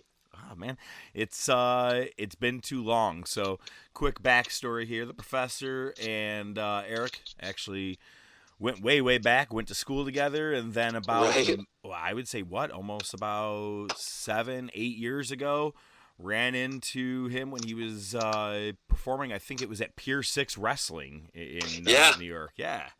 That's a throwback. Yeah, right? I actually, the only reason I actually even remember that is some pictures came up recently because I think it was around this time. Yeah, it was, I want to say it was like a week or two ago. Yeah. It was like the anniversary of it. Yeah. It was when they were running at the Italian American Community Center. It was a great setup in there. It had that. It was a phenomenal setup. The balcony. Yeah, it was a Ring of Honor type feel that they had going on there. I remember the first show there. I think that was the anniversary of the first show. I went up for an elbow drop, and I grabbed onto the balcony, and everyone thought I was going to jump off the balcony, and I was just trying to get myself stable because it was so close to the ring. I was afraid I was going to slam my head into it. So, one of the things we're doing here this week, this is intriguing indie interview week, and we're working with a couple of different performers here. We had Dark Shiek earlier, and now we are talking with Eric Emanon, one from California and one all the way into the New York area. And I always like to just kind of touch base. Let's get the beginning. Let's talk about things, the ups, the downs, everything, because anybody who is a fan of wrestling may not understand necessarily the fight that you go through wrestling in gymnasiums or small places. A lot of the guys that you see on the big screen nowadays, they all started there. And so we want to talk about those guys because, you see a lot of the success. Sometimes there's some downfalls, a lot of struggles, and that's what we're here to talk about. So, Eric, let's say this. Why did you get involved with wrestling? What got you involved? What did you see when you were younger? What sparked it?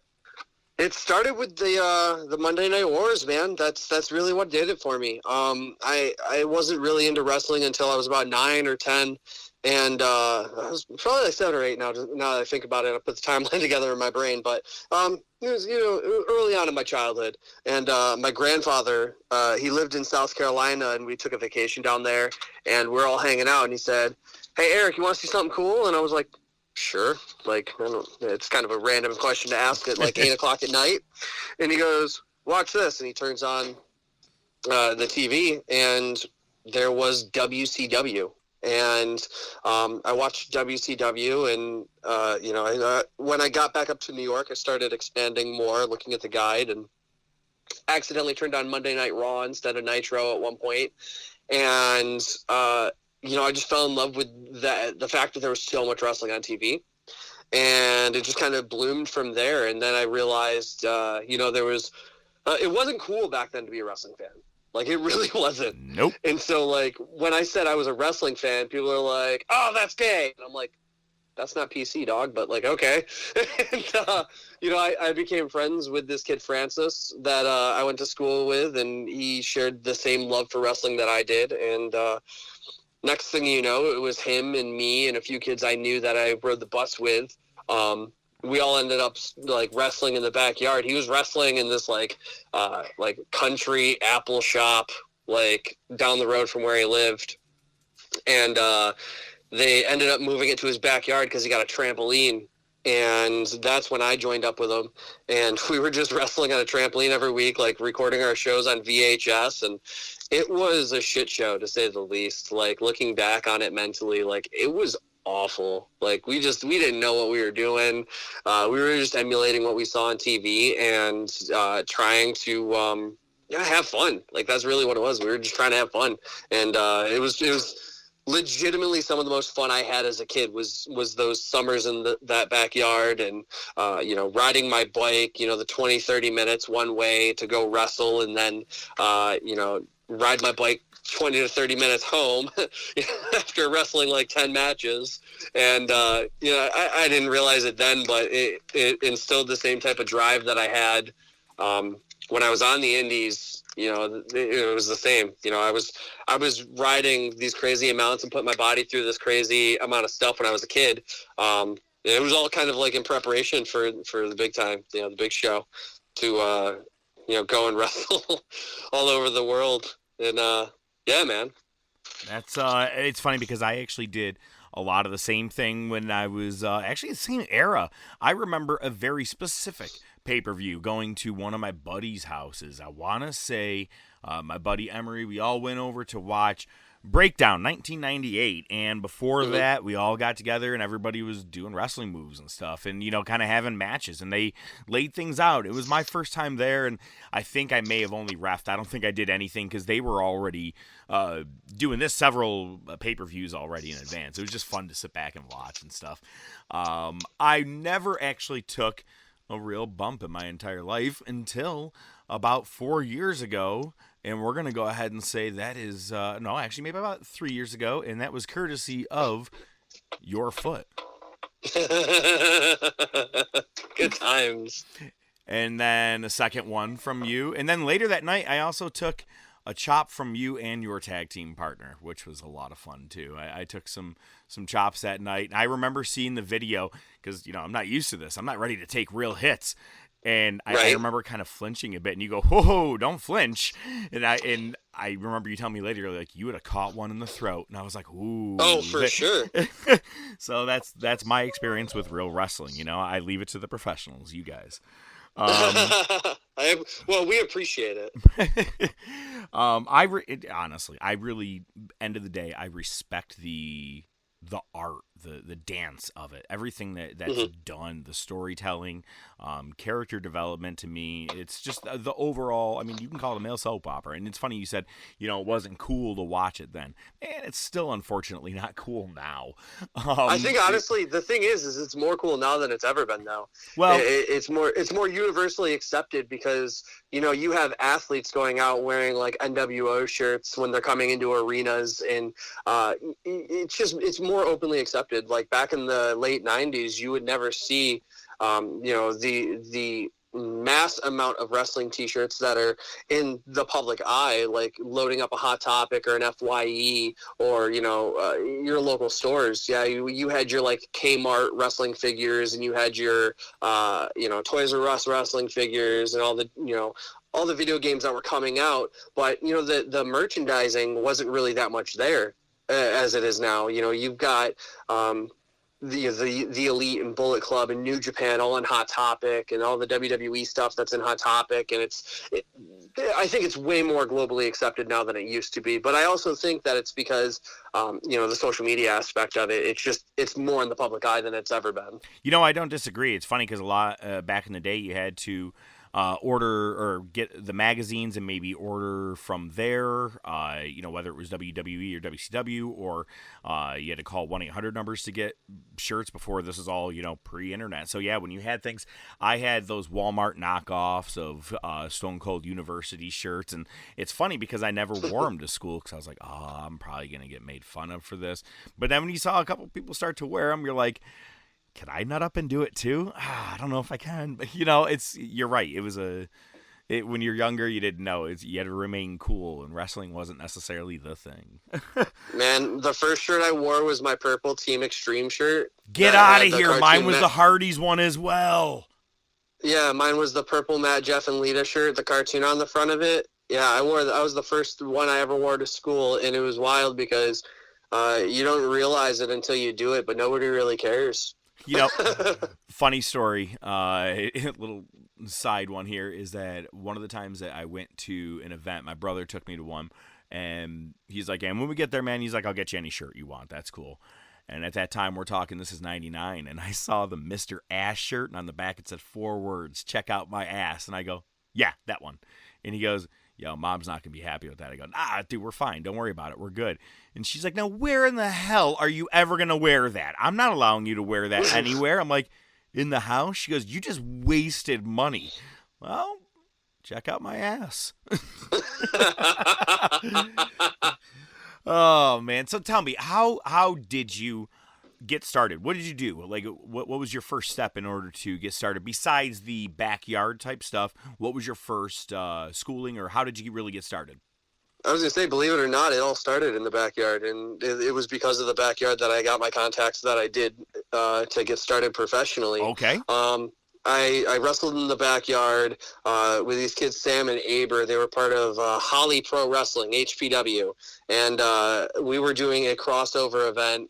It was around the time of Invasion and all that. We were doing a crossover event with this company. I use the term company super loosely, but these guides out in Gates, New York, known as, at the time, they weren't anybody, but they were later on known as NWA Upstate's the McLeods, and they were cousins of Sam and Aber, and I met them at our backyard invasion show. They had come and taken our hardcore title, and so we went to go back, and that's where I met a lot of the local up and coming independent guys who were still just screwing around in the backyard with each other, but they were getting professionally trained, and so. I met all of them there, and I had shaken hands and learned a few things, and got my bell rung. It was the first time I'd ever actually been split open wrestling, which was crazy. And we ended up going home, and I laid down and I thought about it, and I was like, well, I don't know if I can ever go toe to toe with these big guys, because that sucked. And a couple years go by, and I became part of this message board back in the day known as Backyard Wrestling Link. And there was a bunch of guys that were going to actual wrestling schools and legitimate wrestling schools. And I met this kid, Steve, and his stepdad worked for a local wrestling company called RCW, Rochester Championship Wrestling. And there was a bunch of talks at RCW that this school was going to be opening up in 2003-ish. And now at that point, I'd been going to independent shows. At the time, it was Kayfabe Dojo Wrestling in Rochester, New York.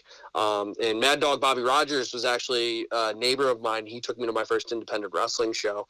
That's where I met Fury, who became Brian Emanon later on.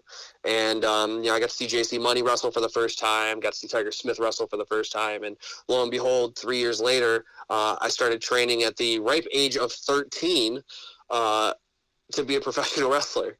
And 13 to 14 I trained, and I had my first actual match in front of people that weren't just at the school in September of 2004, September 11th, 2004.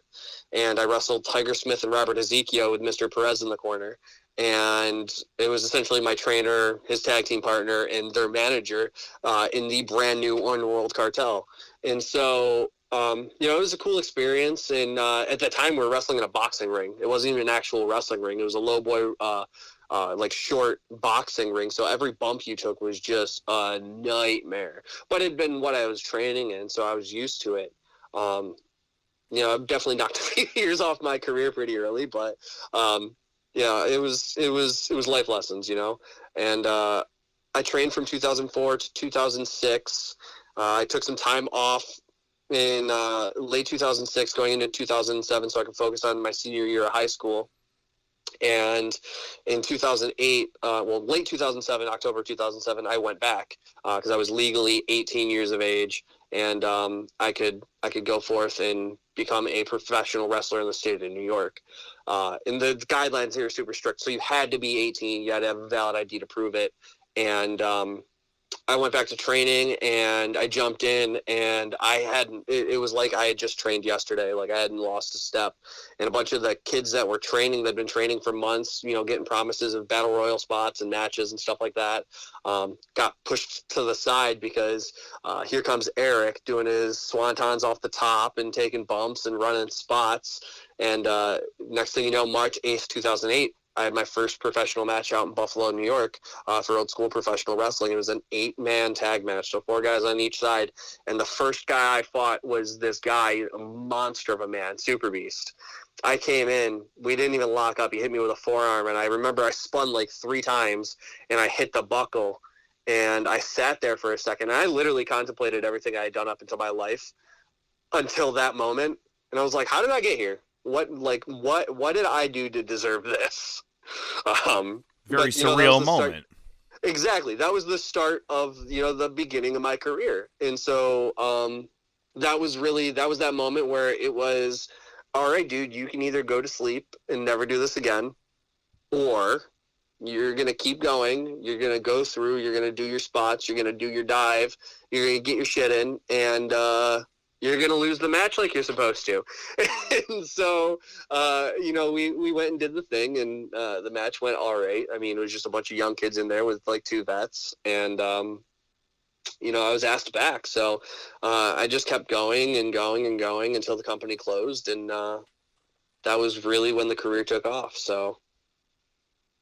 And I think that's probably when I met you, is not too long after, or not met you, but at least kind of reconnected with you again too. So yeah, that would have been 2014 or 2015. I was just gonna say about 14, because I remember that exact night, and if I'm not mistaken, after we all met up at that Pier 6 event, we all went and watched Royal Rumble at one of the bars at the area, too, if I'm not mistaken. I'm not sure if you went over and watched it with us, but I think that was the exact night that Booty... Was that where we all ended up at Salvatore's? That is the exact one. Yeah, I remember that. Yeah, and Bautista won the Royal Rumble that night, so that was extremely fun to watch. Yep. It was the good times, the good times. What's one of your... well, all right, so we talked about it. You are the founder of the IndyCar Mafia. Talk to me about that stable. Because, well, before you do, I got to say this right now. Started as a joke. I love the entire concept of what it is, and I have to say this, and it's, for lack of better term, I cannot figure out the proper term because I'm, you know, only so smart out of high school, and I haven't even been dropped on my head that many times that I knew of when I was a kid. However, for lack of a better term, you guys came out with this mean, we are assholes attitude. We're taking over. We don't give a fuck about anybody else. Is that kind of what, is that roughly, am I wrong on that? So it's, you're not wrong, but like you said, for lack of a better term. Right, that's what I was trying to say. Like, you just had this attitude when you guys came out. You didn't seem to me, and the reason I say this before you answer, and I apologize for cutting you off so quick here, but a lot of the guys that were coming out that I was seeing on the Indy circuit when I was finally going to catch a lot of the shows, they'd come out, and they played their part, but you could also see them break character or not fully commit to their character in a way. And this is what I was catching. When you guys came out, you were that person. It wasn't the guy I was chatting and shooting the shit with after that Pier 6 show. It was a completely different person. And then with, the other people who are in there as well, they all have the same attitude. Your manager, same thing. So please, that's why I said, for lack of a better term, but you guys had this, we don't give a shit attitude about anybody else. We are here. Yeah. So yeah, please go into You're the not IndyCar. wrong. I mean, you're not wrong. We legitimately, everywhere we went, we didn't give a shit. We wanted it to be the main event. We're first on the show. Cool. Top that. We're not going to be first on the show for long. You got us in the main event. Cool. I hope the rest of the show does as well as we're going to. Top that. Love that mentality. There's a reason. That's how we always were. And legitimately, when the IndyCar Mafia started, it was all a joke from one tweet of mine. And it was when the whole mid-card Mafia thing was going on in the WWE, and it was just a tweet. And I said, let's show some love for the IndyCar Mafia.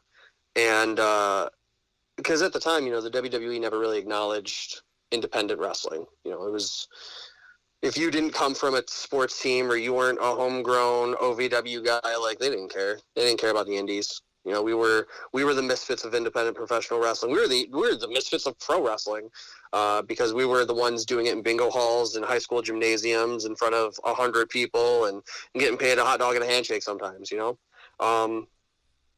so it started as a joke, the IndyCar Mafia, and then I met Tommy. And I legitimately have never met a more honest, hardworking man on the independent wrestling scene at all. Bar none. He is one of the most true people I've ever met. And I can say that as the godfather of his daughter. Like, I can say that. And, you know, I love that man. I legitimately love that man. You know, I love him like he is blood.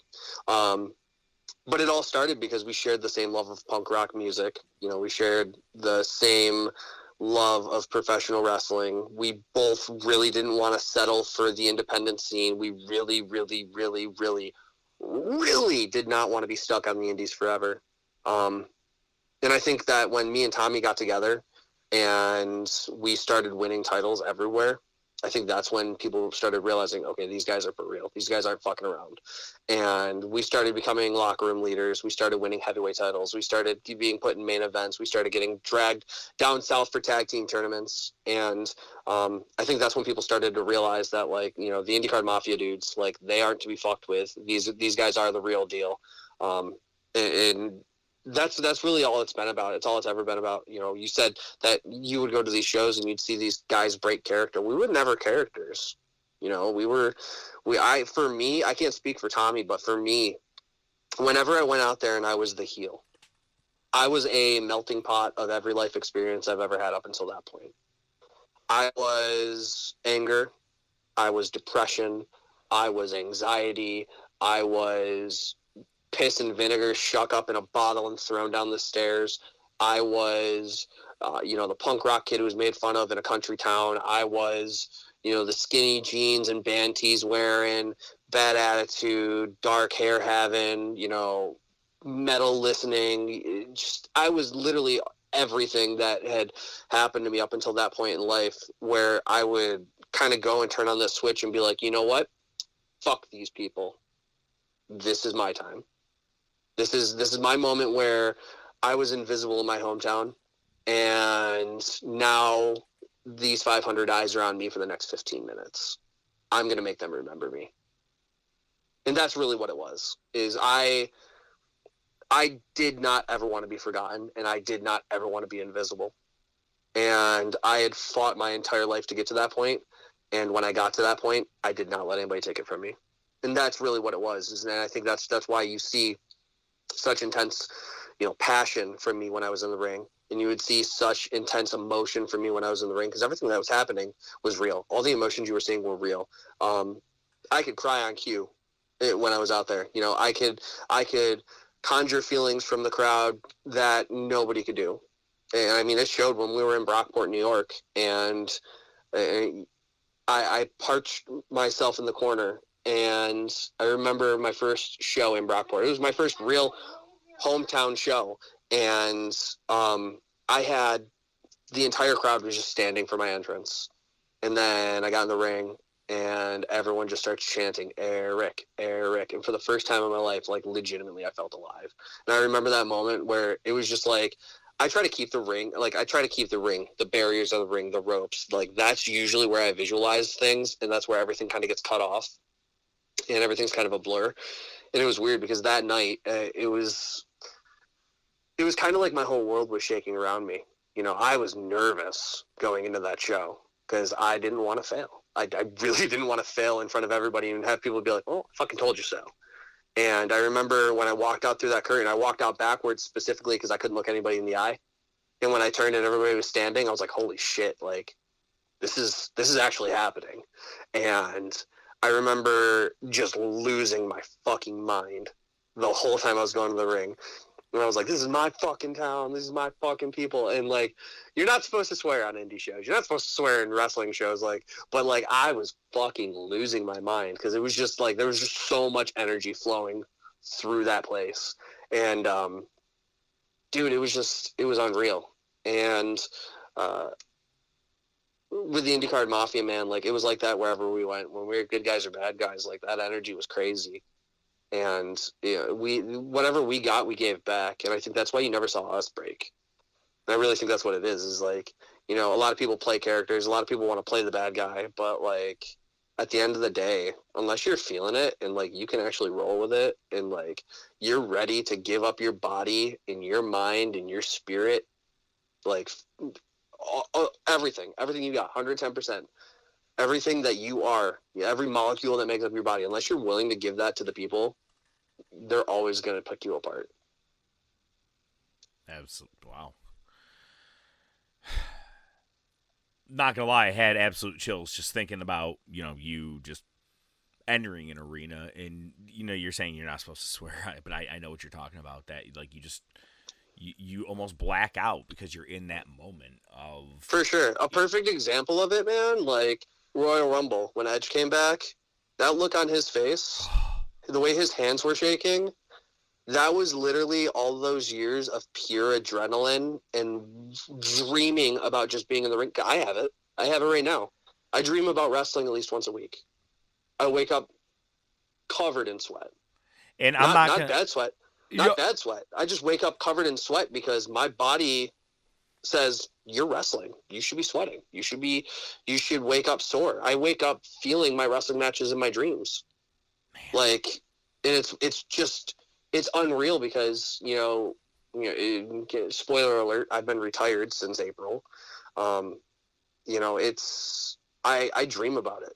Like, I legitimately dream about it. I dream about, lacing up my shoes and putting my kick pads on and, like, going through the curtain. And it's weird because it's never me going through the curtain, but, like, it is me, like, walking down the ramp. I'll just randomly be walking down the ramp, like, to go into the ring, and I'll have dreams about wrestling. Or I'll have dreams where I'm trying to get into the ring to say goodbye, and I can't, and I wake up crying.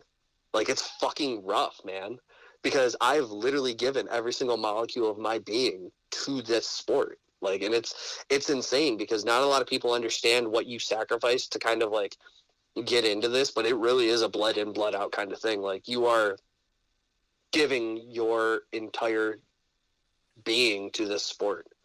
And I think at the end of the day, like, not a lot of people get that. And I think that's the biggest thing is, like, it's so hard for me to say I retired. And it's so hard for me to say, like, I'm physically walking away after all this time. But, like, that's what it is. And, all right, so we are going to get into what drove you to do that. Like you said, spoiler alert. But I'm not going to lie. And you mentioned Edge. Mm-hmm. Everybody has a different way of looking at that moment from last week when Edge returned at the Royal Rumble. Even Paige said it gives her hope. This gives is not me hope. Well, I was going to say now, this is no bullshit, man. So, selfishly, I have been, if I had to choose any indie person I've ever met in my entire life that I wanted to make it, you and I both know it's not blowing smoke up your ass. It's both you and Tommy because of course I met you guys, but I saw the drive. And that's, just from everything I saw online with Facebook, things like that, how you guys promote yourself. I mean, we're talking, 6, 7-time tag team champions. You guys were 8. And, you were a singles champion of your own at a couple of different promotions. So my point is Suicidal Six-Way, NOW Heavyweight. I retired the NOW Heavyweight champion. Oh, my God. See, and so I selfishly needed you guys to be, not needed, you know what I mean? I wanted you guys to make it and be, I didn't care if it was Ring of Honor, TNA, AEW, WWE, I didn't care. I just knew that you guys would fit on the big screen. Your whole crew. And I'm going to ask you to run through them in a moment, too, who everybody is. But, and Tommy even had a little bit of a dabble on Raw at one point, too, in a Goldberg. Yeah, he was an extra for the WWE like 7 times. Yeah. Like 6 or 7 times. So, they see potential in certain guys. And so I was kind of hoping to, that we would be seeing you guys. But again, you said we're going to talk about that. We will get into that. Let me just ask you real quick. Who are the members of the IndyCar Mafia? So I would say, because I still consider myself part of the ICM. I still consider myself the leader of the IndyCar Mafia. I don't think that the ICM is ever going to go away. I really don't. And the only reason I say that is because, it's still the spirit of the game. You know what I'm saying? And I always like to think of myself as being the pushing force. And me and Tommy both would push everybody around us to just be better. And for the IndyCar Mafia, that's really our driving point, is we want just everybody around us to be better. I think it's more than a group. At the end of the day, IndyCar Mafia seems to me to be a family. It really is. You're a godparent to his kid. So, it's I can already see that. So, yeah, IndyCar Mafia It's a name to, you might as well just call it the name of your last name of your family altogether. That's why we're the Mafia, man. But yeah, so it was me. I was the punk rock supernova of professional wrestling, the leader of the IndyCard Mafia, the voice of the free independent world, Eric Emanon. You had Project Brewington, Thomas Brewington, formerly Xavier Fate, when I first met him and we were tagging together. You have the Destroyer, Terrell Kenneth, Catch These Hands. And then you have Mirage. We also have, former members. Mike Skyros was a former member, Cassius Kutcher. All people that kind of like did their thing and, either one way or another, kind of like faded out and, went their own way. And no ill will. I still love all those guys the same. That's really what it is. I still love all those guys the same. It'll never change. Cassius Kutcher was one of those guys who I trained with. I came up in the business with him, and we hated each other when we first met, and then we became road brothers, and we would travel everywhere together, especially to Buffalo. And we'd go and get up at 8 in the morning, go stand in line at Starbucks together, order chai tea lattes together, and make the drive and talk about football. And he was a Bills fan, and I was a Patriots fan, so we always give each other shit about that. And it was a lot of fun times. And he ended up moving to New Jersey with his girl and his kid, and they're living the life down there. And I'm happy for him. I'm happy he found his life, and he's doing great down there. But that's the IndyCard Mafia, man. Like that's really it. Like the core group is really me and Tommy. We were 1 and 2, and then Mirage got added in on a whim out in Buffalo, and it just stuck. And, it was like throwing pasta at a wall. We're like, fuck yeah, we're ready. Let's make this happen. Mirage reminds me so much, and I don't mean looks or anything necessarily of it, but it was that you're there for one reason only, and that's to make sure that your guys win. She was Sherry Martell. When you ever get a chance to ask her about 301. Okay. That is the first thing you need to ask her. 301. 301. You just ask her about that. All right. We may have to get her on here soon. You're probably going to get a laugh, but just ask her about 301 and what that means to her. Sounds like a plan. Looks like I'm working with that. So, yeah, and like I said, you guys were just a badass group, and, taking over, and I loved watching you guys just get in there and work, and Tommy, I mean, the chance you would hear from Tommy's crowd is Tommy's gonna kill you, because Tommy's a big son of a bitch. It's not a lie. Yeah. Yo, he's the king of punk rock strong style. I'm the king of kind of all right style. And yeah, we there's so many times where me and Tommy have just beat the shit out of each other. And it's funny because we just it was probably about a week and a half ago. One of the memories popped up of our first singles match against each other. What happened was we were wrestling down in Pennsylvania, and this company they booked out of dude. By the way, there's so many Strands, like the Strands, like everywhere, and like the Strand movie theater in my hometown, where I live, and we were wrestling this place called the Strand Roller Rink in McAdoo, Pennsylvania, and I always thought it was funny. I was like, I can go down the street and go to the Strand here, but now I got to drive 4 hours to fucking McAdoo and go wrestle in front of like 30 people, and it was in the middle of a snowstorm, and the guys we were supposed to wrestle didn't show up. And so me and Tommy went out there and we buried them as the heels. We fucking just buried them. And that was when we had our first ever IndyCard Mafia open invitation fight with honor. Nice. And that was kind of our initiation process for the IndyCard Mafia from there on out. Like Tommy wrestled TK at a Project Wrestling show, and then shortly after, Terrell Kenneth became part of the IndyCard Mafia. And, like I said, our initiation process was finding like-minded people who wanted to do the same things we did. And that was move on to the next level the quickest way humanly possible while putting all the work in and just having a good road family. Like, that's really what it was, because I saw these guys more than I saw my family, it felt like. And the fight with honor was great, though. We beat the shit out of each other. I remember at one point I went to slap him, and I slapped him, but I broke a necklace he was wearing, and it exploded into like 1,000 pieces, and there was just beads everywhere.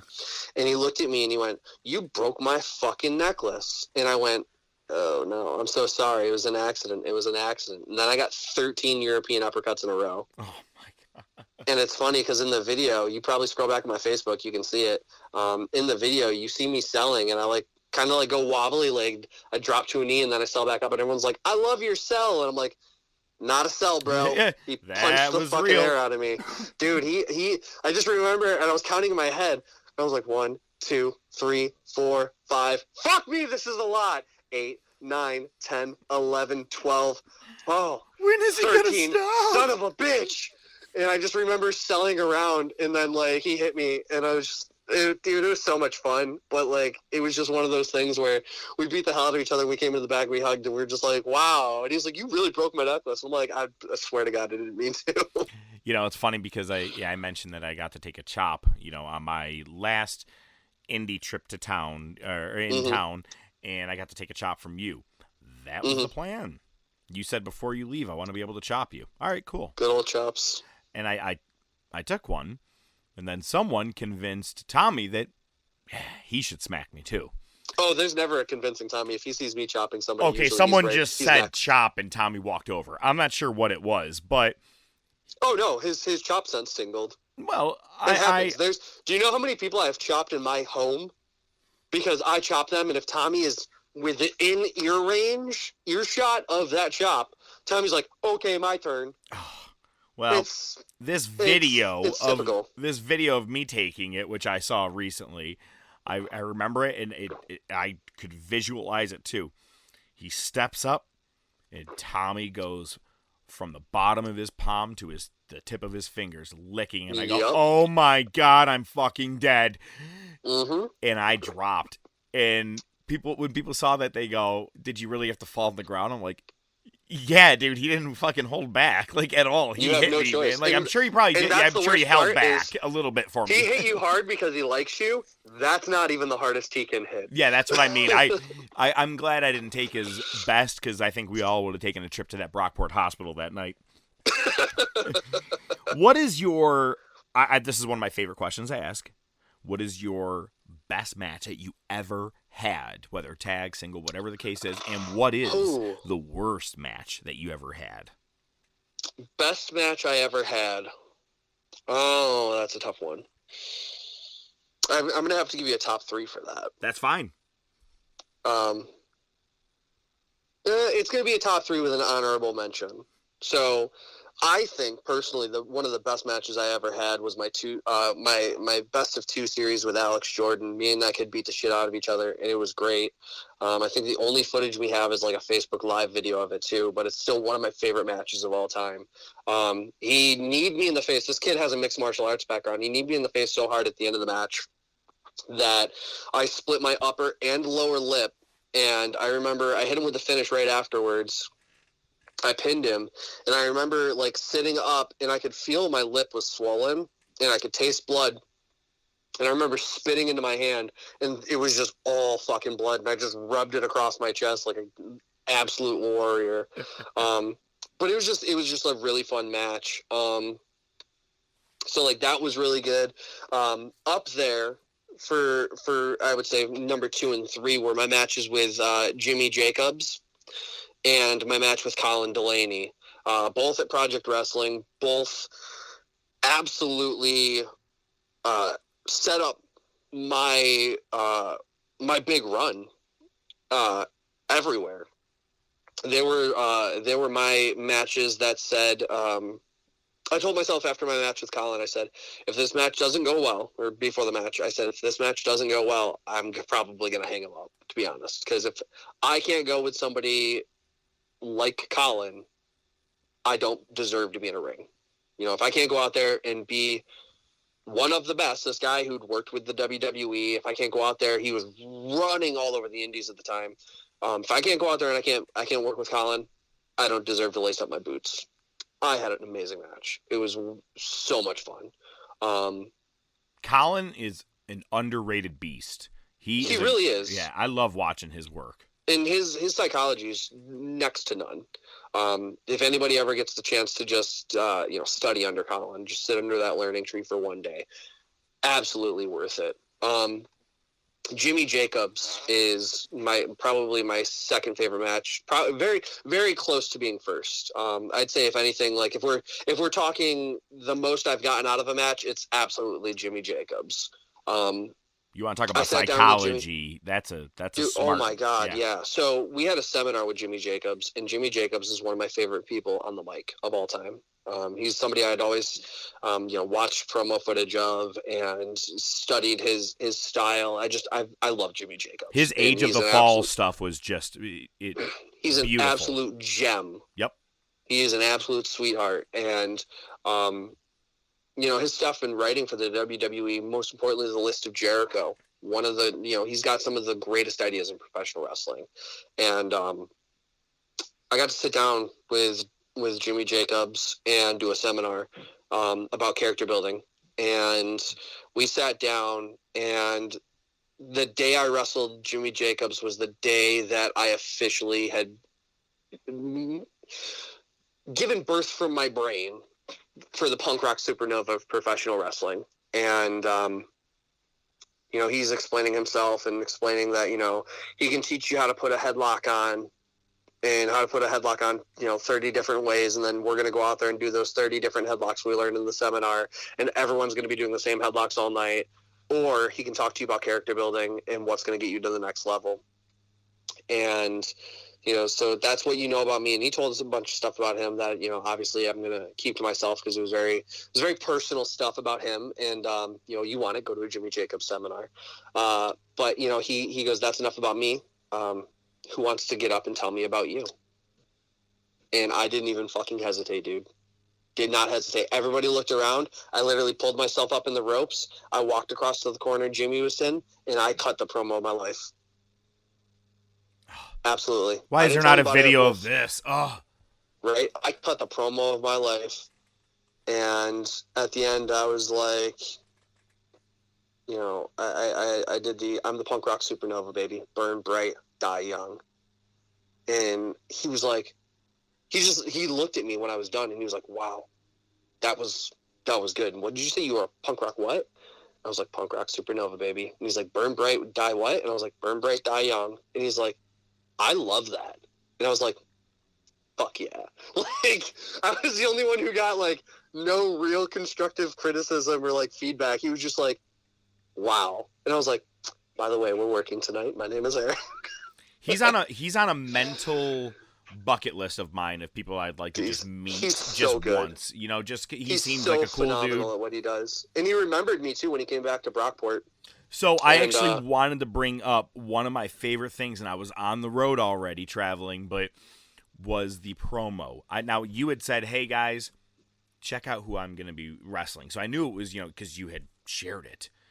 Yeah. But there is Jimmy sitting on his bus, and he's just sitting there going, laughing to himself, looking pissed off.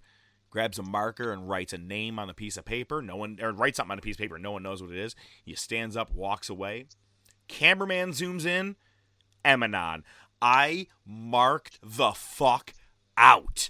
I was like, that was so cool. He's gonna be wrestling. Now is that the same one? Was that Brockport? Yeah, no. So that was when he wrestled me at Project Wrestling. Oh, okay, all right. And we were in the main event of Project Wrestling, and that was the second time I said, if I can't go with Jimmy Jacobs, man, I don't deserve to lace it up.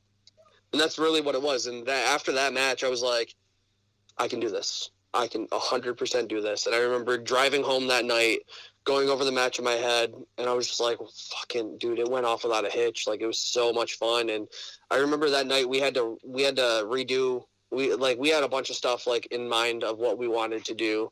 Spoiler alert: wrestling's predetermined. I don't care. I'm retired. We had a bunch of stuff in mind of what we wanted to do, and Tommy and Terrell, kind of Big TK, they went out there and they beat the shit out of each other for the first half main, and that was the night that TK punched Tommy out of the sky. And that happened, and Jimmy looks at me and goes, well, we're not doing anything we talked about earlier. So we had like 3 matches to completely replan our main event. And it was insane. Like, so much from our original concept that we had put together just got scrapped because we're like, we have to beat that. We don't know how, but we're going to have to. And, dude, it was just such a fun time. It really was. I actually, we just talked about it last week on our episode about the Worlds Collide pay-per-view.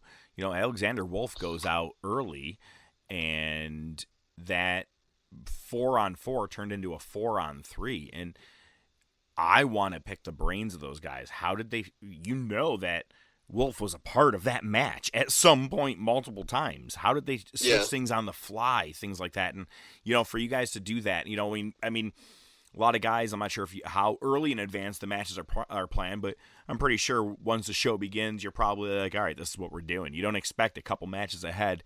Things are changing on the fly. So that's awesome.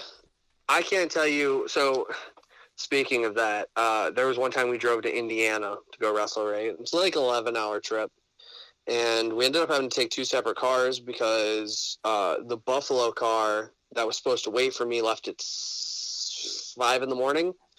And I woke up at 8 and saw a post that they were just leaving Erie, Pennsylvania. And I was like, fuck.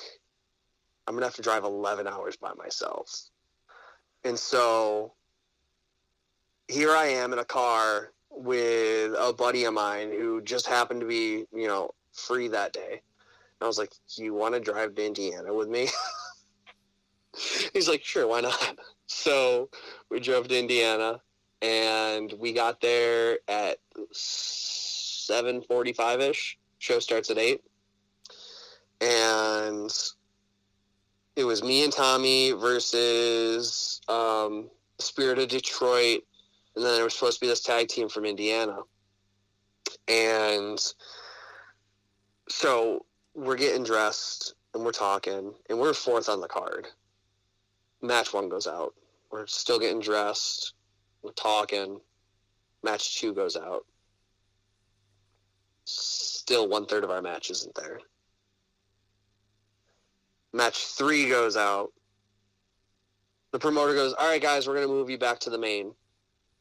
Okay. So we stopped talking.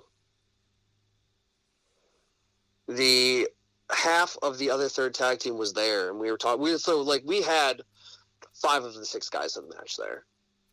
And so we're talking, just kind of like shooting the shit. And we had kind of like a loose concept of what was going to happen. And, you know, obviously we were supposed to be pushed back. And next thing you know, my buddy comes running downstairs and goes, dude, your music's playing. I went, what? So we go out to the ring with nothing. Soon as I come through the curtain,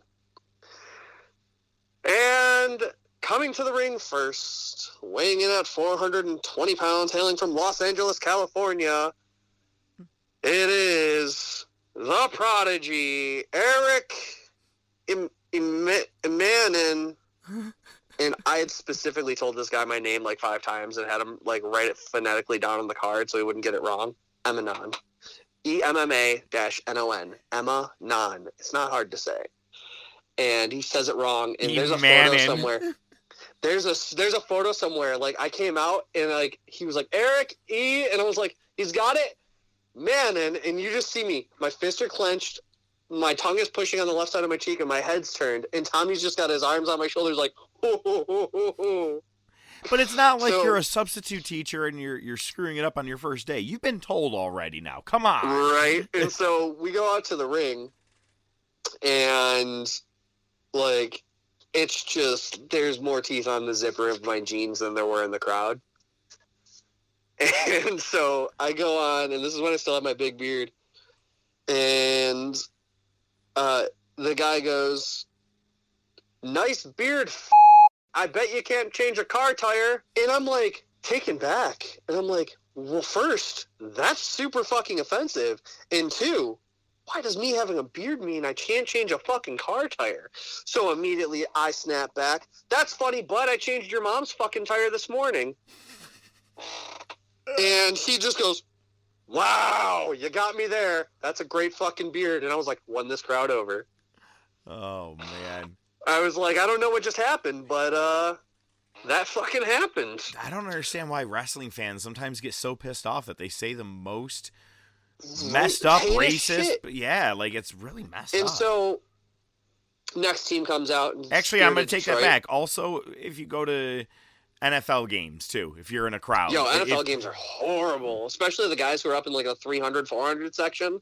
Yeah. Yelling like the little ants on the field can hear them. I personally, as a Bills fan, I have never been to another stadium wearing a Bills jersey because I like the jersey. I don't need to wear beer and hot dogs and stuff all over it. You know what I mean? walked into New Era Field wearing a Rob Gronkowski Spike t-shirt. Balls. Oh, dude, I was wearing my fucking camo vest that I went in there for war. That was the game that they said that they were going to break the sound record for the beginning of the game against the Patriots, and then they got blown out. Oh, I was there. So was I, and I remember just that game. I'm just staring at all my friends who were Bills fans that I went with, and I'm like, hey, guys, this is a great game. Why are you so sad? And, yeah, man, that was a good time. But so back to this match real quick. So, like I said, we had nothing really planned except for a finish. And so we're just calling everything on the fly. And this is supposed to be a 2-on-2-on-2 triple threat tag match. That became a 2-on-2-on-1 handicap tag match because the other kid's partner didn't show up. And so it was just a clusterfuck. And it was just lots of calling it on the fly. And, like, just having absolute fun, but we also got so hurt because everyone was just everywhere. And I remember somebody landed on my leg, and then somebody kicked Tommy directly in the face. Or, no, somebody kicked me in the face and landed on Tommy's leg. And I'm, like, laying on the apron just holding my nose, and Tommy's laying on the other apron holding his knee, and we're just motherfucking up and down. And we get towards the finish, and we take it home. You know, the finish goes over 1, 2, 3. We get in the back, and we're like, cool, where's our payday? Where's the nearest place we can get wings and beer? We're going to the hotel, bye! Like, we didn't tear down. We barely got out of our gear. Like, it was just, we were so done that night. I was like, I just want to go to a hotel, and I just want to relax, and I just want to eat wings. I want to go to bed, and I want to leave Indiana as soon as humanly possible. So they can't all be good. No, they were stinkers. So that was one of my worst matches I ever had. Now, that was a really long way of answering this question, but Hey, that's all right. So the other worst match I had, I was having car trouble. I was a college kid, and that was pretty early on in my career. And I called the promoter on a Saturday, and I was like, "Listen, man, like if you're not going to use me today, like I can't come out. Like if I don't have a physical match on the card, and you're not telling me you have a spot." I can't make it. Oh, you got a spot. So at the time, I had just had a motor swap in my car, and I was having this issue where if I'd hit a bump hard enough, my car would blow a fuse and stop. And so it had to do, there was like a ground wire that was just hanging that they didn't bolt down. And so it would ground out on the motor block and blow this fuse to the motor, and everything would stop working. And so I was having to, I had like this little fucking box that was just full of like 10 amp fuses. And so every time my car broke down, I'd just put a new fuse in. So I had to make an hour trip to Buffalo with this car that was breaking down the 90 that's covered in potholes. So every bump I hit, I'm just crossing my fingers that it wasn't heavy enough to go. And so he's like, yeah, we need you. And I'm like, all right, man, like I'm coming out there, like it better be good. And I get out there and I look at the match card and we're not on it. And I'm like, cool, man. Like this is great. Now this is 2008, 2009. Fucking 11 years ago. Ugh, I'm old. And so I'm like, what's going on? He's like, hey man, got this great spot for you. We're putting you in the pre-show in the Hans Gruber spot. Now Hans Gruber was one of the guys who worked there under a hood and under a mask. And they did these like corny like Hans Gruber challenges where it was like jumping jacks, and then Hans Gruber would beat the shit out of you in 5 seconds and pin you. And I was like, well, this is kind of insulting. And so, you know, we do this fucking spot, and he's like, do jumping jacks, and he puts me into a full Nelson during the jumping jacks, and then slams me on the ground, pins me 1, 2, 3, whatever. I was over it. And I remember I was dressed before the show started, and as the first match was going out, I was leaving the venue, motherfucking the place. I was like, I'm never going back. Sure enough, I went back.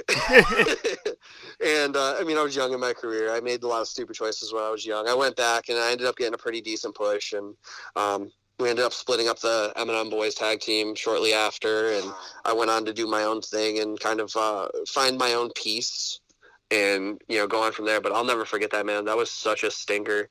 And, like, I had a few stinkers, too, where it's like I got to the back and was just like, what the fuck was that? Like, I wrestled Devon Dudley's sons. Oh, okay, yeah. Holy shit, it was bad. They are not good. And I don't care. Like, I don't care anymore because I'm retired. So, like, whose feelings am I going to hurt? It's not like I'm getting booked. And we wrestled them down south in outside of Atlanta for a tag team tournament. And, I was excited. I was like, we're working Devon's kids. And that's the way Tommy explained it to me, was we're working Devon's kids. And in my mind, I thought, oh, they're his students from Florida. And, they just came up with this attitude and, like, shitty gear. And they were just going off the whole Dudley gimmick. Like, that they 100% were just riding the coattails of the Dudley gimmick. And I was like, that's kind of cheesy. But whatever. And, we were going out there. There wasn't a lot of people at this show. I don't know why. It was just like, I think there was another show running down the road. And that's just how territories work down there. And so, like, we looked out, and I was like, dude, I'm going to be honest. If this crowd doesn't fill out, like, I'm not doing shit. Like, I'm going to go out there. I'm going to work. We're going to get our shit in. We're going to let you guys get your shit in. I'll take the fucking 3D, like, whatever. I don't care. Like, we'll break up the pin. We'll finish it off. We'll cheat, whatever, go on to the second round. And we go out there, and these kids just don't listen. They're fucking stiffing us. They're just not, they're being shitheads. They're essentially using the fact that, they're associated with Devon to their advantage. And we get to the back, and because they blew the finish of the match, and I was like, fucking shocker there. So, we get to the back, and I'm like, guys, what happened? He's like, what do you mean what happened? What fucking happened with you? You're the shits. And I'm like, well, I was just asking the question, but fuck you. And, like, I went off, and I lost my mind. And they were gone before the second half even started. They took off. They got in their car and left. Didn't even take their payday. And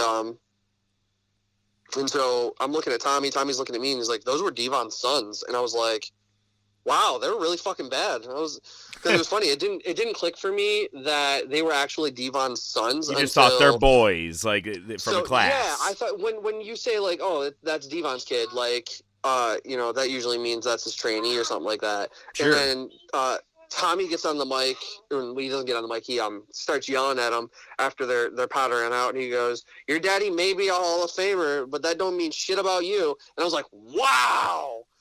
Well, because, at the end of the day, you're hurting people, man. They could have potentially ended your career with a broken neck if they just lifted you the wrong way doing something. 100%. So, we're talking as simple as a body slam. That was also the same show that I did what I deemed the Fortnite spot. And Tommy was getting beat up outside the ring, and I ran and jumped off of a balcony because I asked where he was jumping, and he said tilted. And I ran and jumped off the balcony and landed on the group of people. It was like a 12-foot drop. It was hysterical. There was no reason I should have done it. There wasn't nearly enough people there to care, but I didn't care, and I was having fun. So sometimes with those nights, just have fun for yourself.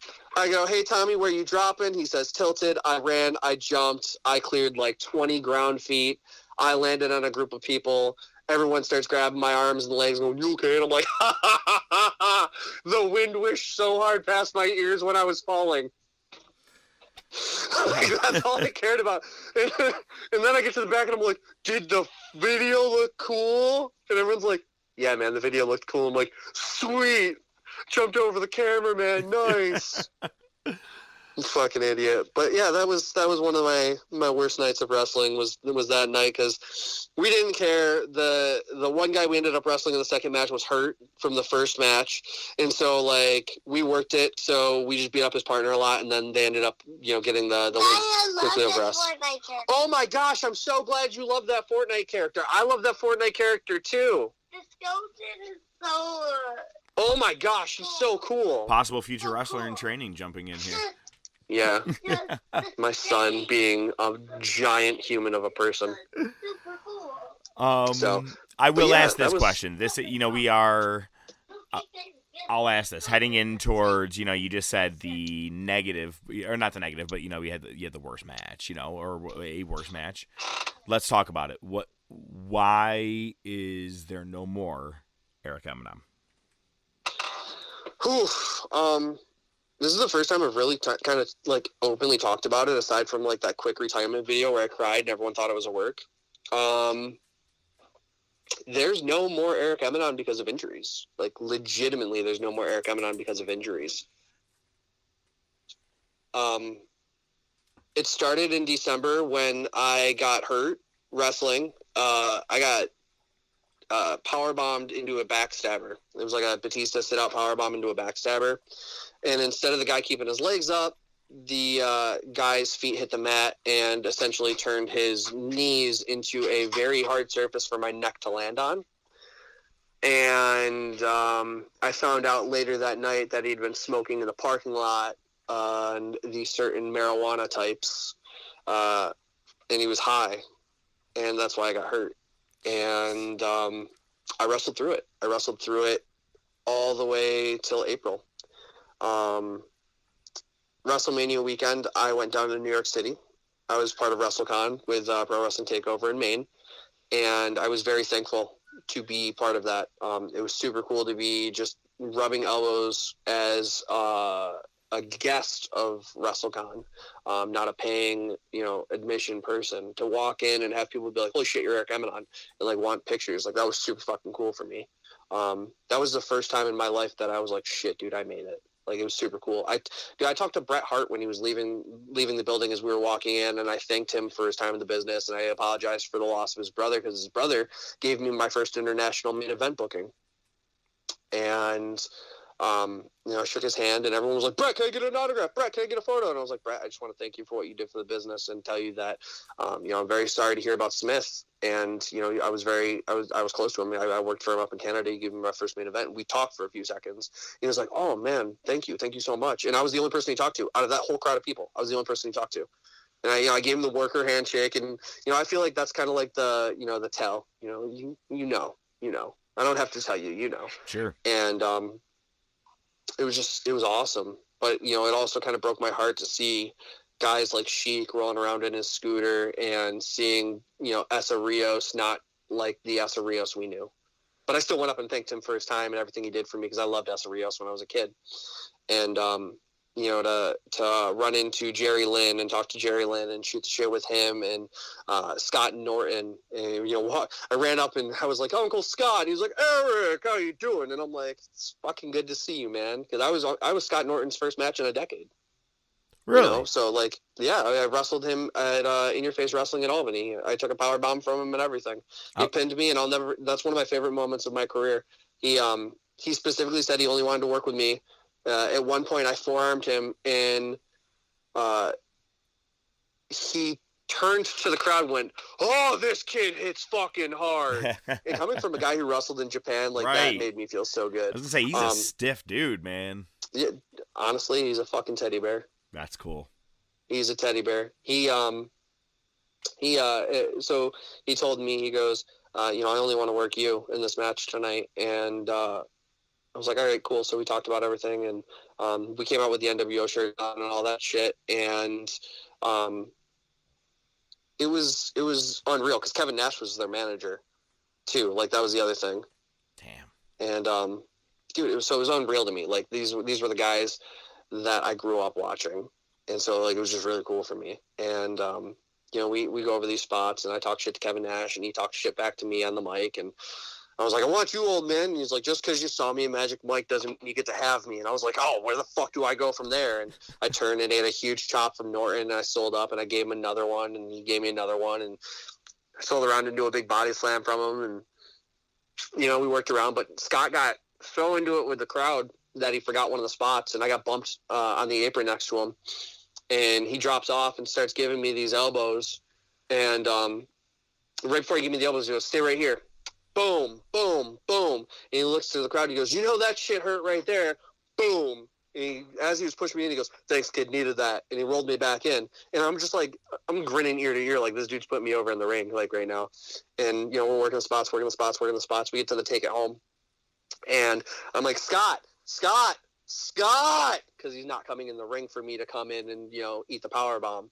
So that's when I ran in and I hit him with the forearm and I go, "Fucking get in here!" And he turns and he goes, "Oh, this kid hits hard as shit." And I was like, yeah, I did it. So he came back in the ring, and I went to go hit him. He, kicked me in the gut and gave me the power bomb.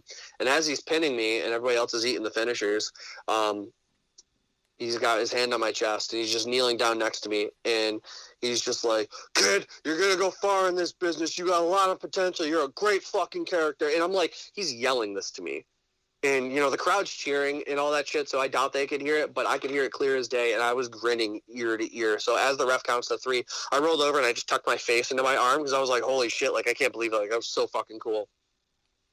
But yeah, Scott Norton was great. And so, like, back to the April story. So I go and, we do WrestleCon. We walk around the city. We go to the Hall of Fame.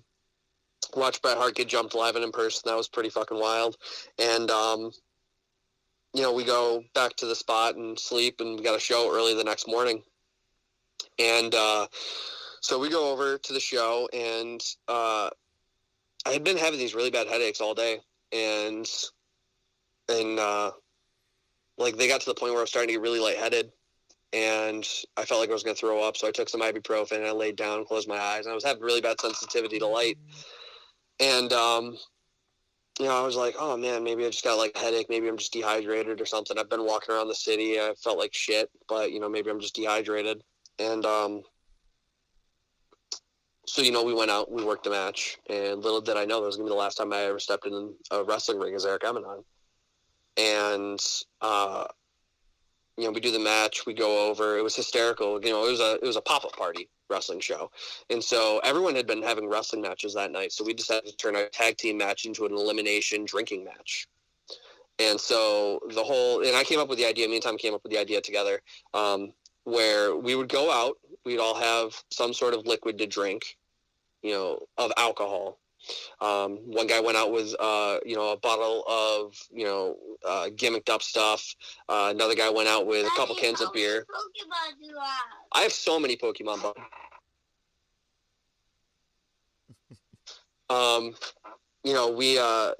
We went out there with a couple beers, and like another guy went out with a gimmicked bottle of vodka.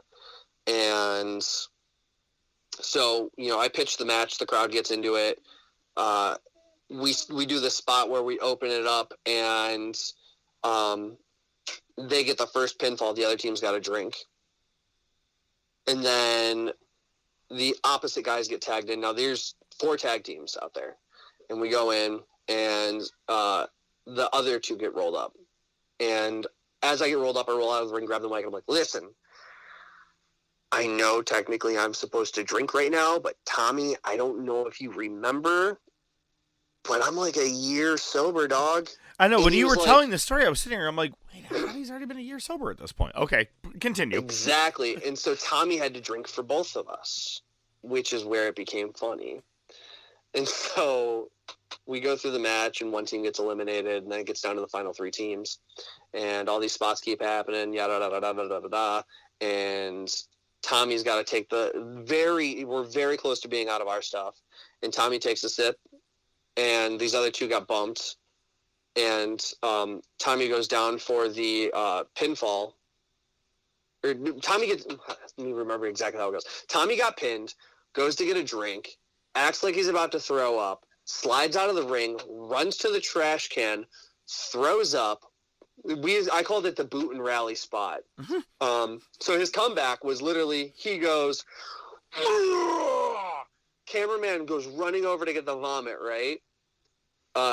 Tommy goes, let's go! Comes running in the ring, starts bumping the other team. Bop, bop, bop, bop, bop, bop. Big move, big move. Tommy goes to the corner and goes, let's... Falls forward onto both guys, just lays dead weight on them. Ref counts 3 like 12 times, so the other team's just finishing off their drinks. And that's how we won. Oh, man. What a great But match. we just booked it to have fun, because that's literally... That's all we wanted to do that weekend, was just hang out, eat fucking pizza, and have fun. And, that's what happened. So, next day, after the show's over, we're driving home, still feeling kind of off. But, I'm just drinking fluids and making the drive from New York City home. And I get home, I'm fine. Next weekend comes, we're driving to Maine. I'm in the main event at Pro Wrestling TakeOver against the PWC heavyweight champion, Terrell Kenneth. And I'm excited because it's supposed to be the beginning of the actual IndyCar Mafia trio, me, Tommy, and TK out there. And we made it to Massachusetts, and I started getting really lightheaded. And I started having trouble breathing, and then I threw up, and then my arm went numb, my hand started turning purple, and I thought I was having a heart attack. I was like, fuck, of all the times, right now, I don't want to die. My daughter's about to be here in May. I haven't even seen Avengers Endgame yet. What the fuck? So I ended up in a Massachusetts emergency room for 7 hours. And they ran every test under the sun on me. They ran an EKG. They did an x-ray of my chest. You name it, they did it. And they had me hooked up to a bunch of machines. They're like, you're fine. We don't know what's wrong with you. And I was like, what do you mean I'm fine? You don't know what's wrong with me? They're like, we don't know. Do you have anxiety? And I was like, I joked. I go, not medically diagnosed. Ha, ha, ha, ha, ha. And he's like, no, I'm serious. You need to be honest with me right now. Are you on any medication for anxiety? And I was like, no, I don't have medically diagnosed anxiety. And he's like, all right, well, here's your paperwork. You're good to go. We gave you some stuff for your headache. We gave you stuff for the sensitivity. You look fine. You haven't had a heart attack. You're okay. And so, I made the 6-hour trek home. I didn't even get to wrestle that night. And that Monday, I go to the doctors, and the doctor diagnosed me with severe panic attacks and anxiety, as well as depression. And I was going to take time off. Originally, the plan was to come back in June. And, April, May, and June, I just took off to be there for my wife for the birth of our daughter, our last child. And June rolled around. And I didn't feel right. I still didn't feel right. Mentally, I wasn't good. I was still having severe anxiety attacks to the point where I ended up getting a CT scan on my brain because they thought that I had a tumor because the whole right side of my body was shaking. They couldn't tell what was going on. And it was fucking scary, man. You don't realize how horrifying death is until you think you're staring at right in the face. It's petrifying. I'm a father, I'm a husband, I'm a son, I'm a brother, I'm a grandson. Nothing at that point in time in my 29 years of being alive has ever been that scary. There's been nights where I've gone to sleep with anxiety attacks because I'm afraid that I'm not going to wake up in the morning. It's illogical shit like that. And it has to do with my mental health. And it's honestly because of professional wrestling. I spent a lot of years, like I said, giving every single piece of my body to this business. And it's affected me on a major level. And I'm in a much better place now than I was last April. I'm coming up on the 1 year of it. And I'm in a much better spot now than I was last April. But I'm not 100%. I don't think I'll ever be 100% again. And that's fine. I'm okay with that. I'm at a point right now where I'm a fully functional human. My panic attacks are far less than they used to be. But when they happen, they're rough. And they suck. But, I've found ways to tell when they're going to happen, and I found ways to counteract them, and I found ways to make them go away. But, that doesn't always work.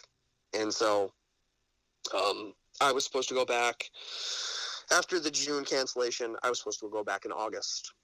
August was the next date I was going to go back. And August came around, and I said, I'm at 80%, but I'm still afraid to drive anywhere past Rochester. I couldn't even drive to Buffalo without feeling like I was going to freak out because I was so far from home. And I think that was my biggest thing was I didn't want to die in Massachusetts, 6 hours away from home. Away from my family, away from my kids, my wife, my parents, my siblings. I didn't want them to have to take my body 6 hours home. to put me to rest, because that's where I was, you know. And I was like, if I'm gonna die, I'm gonna die here. Like that's really what it is. I don't want them to have to drive 6 hours depressed and crying because I made the choice to go wrestle, you know.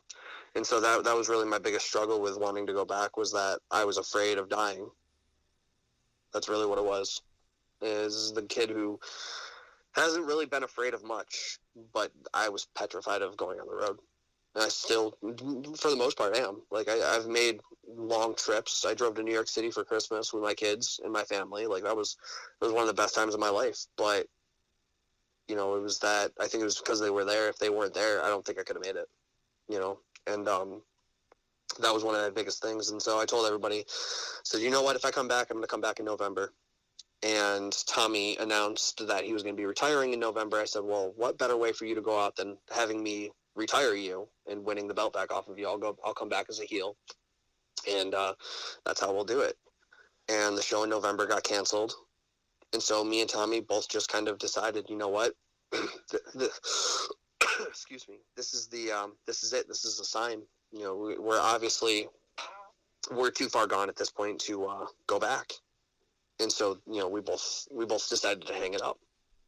And that was really it. Tommy's body's never been the same since he got hurt and ended up in an ER because he hurt his back really bad during a match. And you know, I'll let him tell that story, because, you know, I've got my way of telling it, but his way is, you know, much more you know, detailed, because he was the one who lived it. Dumbass hurt his back and finished the fucking match. I don't know how he did it, but he did. Essentially, a rope broke, and Tommy held on.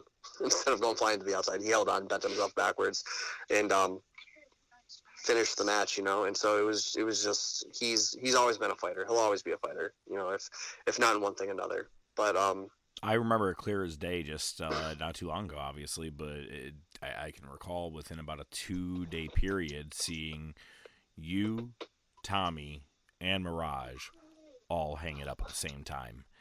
And as a fan, that was emotionally draining. It's just a fan, just to see it, because again, I had hopes and aspirations just for you guys. You know, which is only like a 2% of what you probably had for yourself. You know what I mean? Yeah. And but also extremely thankful at the same point that you guys are here to tell that story. Get out while you can, live some happy lives to the extent with your families. I know it can't be easy walking away from it, but it's not. I tell my wife every single day how much I miss it. I really do. And it sucks, because who knows, there's never one time where I'm going to be able to get the same experience that I did walking out of that curtain, you know, hearing that bump, bump, bump, bump. I can turn it on in my car. I can turn it on in my house. I can play it in my head. I can close my eyes. I can see the curtain. I can walk through the curtain in my brain. I have such vivid memories of doing it. But nothing will ever touch that experience. The live feeling. Having all the adrenaline pump through your veins. Like, it hit me so hard when I heard Edge's theme song at the Royal Rumble. Because when he came out of that smoke and I saw his face, there's a handful of people in this world who knew what he was feeling that weren't named Adam Copeland. You know what I'm saying? And I was one of them. I legitimately saw him and I shed a tear, because I said to myself, holy shit, there's hope. You know, I'm not Edge. You know, what happened to Edge with spinal stenosis is supposed to be unobtainable to come back from. But he just signed a 3-year contract. He's officially back. You know, he came back. He came through the smoke and wrestled in Royal Rumble. Had an amazing showing. Some guy who's been out of the ring for how long? 9 years. And so... And then took a concerto the next fucking night. Oh, my God. I was like, if you're coming back, you're coming back. Wow. Yeah, and you can't... You're either all in or you're all out. Agreed. And that's really what it is. And, you know, to see him come back, that really, like, it resonated with me, because I've only been out of it for less than a year. You know, the scab is still fresh. The Band-Aid was just pulled off in November for me to retire. And, you know, it's, I hate to, you know, be so somber about it, but, you know, I struggle with depression being away. I really do. I miss my family on the road. I miss my friends on the road. I miss the fans. I just had a fan of mine from Maine send me a message. He just debuted in his first ever Battle Royal. He only started wrestling because he saw me and he was a fan. You know, I know that I've affected, you know, bits and pieces of people to chase the business, and I've inspired people to go train. I've inspired people to give it a shot, and that's all I really ever wanted to do. But, you know, there's still that one thing that I never did, and that's wrestle like on a national stage, on the big one, you know. And I think that's going to be the thing that constantly fucks with me until the day I die, is that I did a lot. You know, I went out and I did a lot. I accomplished a lot. I was in the Pro Wrestling Illustrated top 500 wrestlers in the world. That's more than a lot of people can say. And I think at the end of the day, like, if I had, you know, any sort of recognition from my hometown, or like people who knew me from my hometown, you know, if people just fucking knew a small little fraction of the things I gave up just to try and put that place on the map, put Holley on the map, as being the home of me. You know, if they only knew what I did to bring some sort of light to that fucking place, like, I absolutely wish they knew, because I went through hell in that place. I really did. Like, Holley was not good to me. No, I'm with It you. really wasn't. And, like, I was, like I said, man, I was invisible. I really was. And I don't ever want anybody to feel like that. And I want my story to be something where kids from Holley, kids from New York, kids from the East Coast, the fucking United States, the world, like, I want people to look at my story and be like, holy shit, you can make it. Like, you can, if you really focus and you really drive, like, you can make it. And, like, I had 11 years more than a career than I ever thought I'd have. You know, I never thought I'd wrestle 11 years. I never thought I'd wrestle outside of Rochester. I never thought I'd wrestle in a professional wrestling ring. You know, I'm fucking blessed to have acquired these skills, and I've been blessed with the gift of gab to entertain. And, you know, I don't want to sound like I found God, but, like, you know, that's really what kind of got me through a lot of this, is realizing that what was given to me was a gift, and it wasn't taken away. It's just outlived its ability. You know, I look at wrestling now as it is an art form, but that art form has changed so much since April.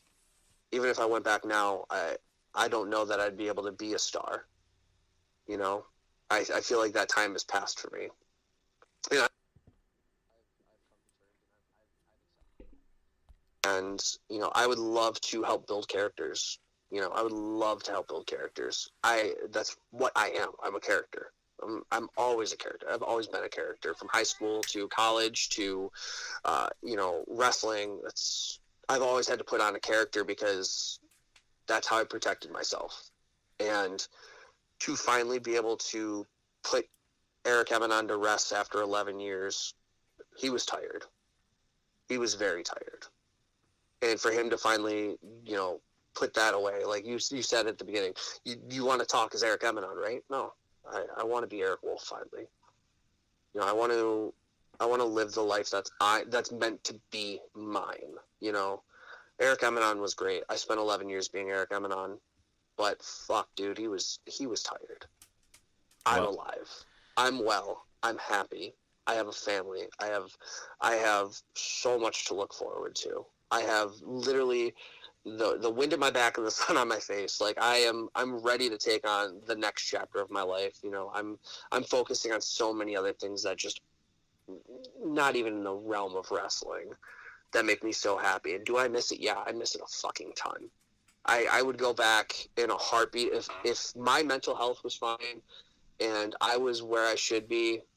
I would go back in a heartbeat, but it's not, and I'm not. And I don't think I'll ever be back to that mindset. You know, I was in a dark place when I was Eric Emanon, I held on to a lot of shit when I was Eric Emanon. I kept a lot of stuff inside because it was the shit that fueled me, but it was also the shit that destroyed my brain. You know, it was the shit that made me do stupid things and put my body through hell and, you know, dive off ladders and go through tables and, you know, get blasted with chairs unprotected and, you know, do stupid spots and put my body through hell. And, you know, I feel it every day. You know, the reverberation of all that, I feel it in my body every single day. I feel it in my bones, and I'm going to feel it till the day I die. I wouldn't change it for the world.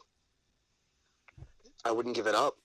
You know, I earned so much, and I learned so much, and I gained so many amazing friends. I would never take any of that away. You know, the only thing that I would do different, I would protect myself and take care of myself, because I didn't. And that's why, at the end of the day, that's why it ended, was because one accident with one idiot and me going out there and saying, fuck it, I'm going to give this crowd what they want. They want to see Eric Emanon die tonight because I'm the bad guy. And that's why I accepted to do the spot I did, was because I knew it's what the crowd would have wanted.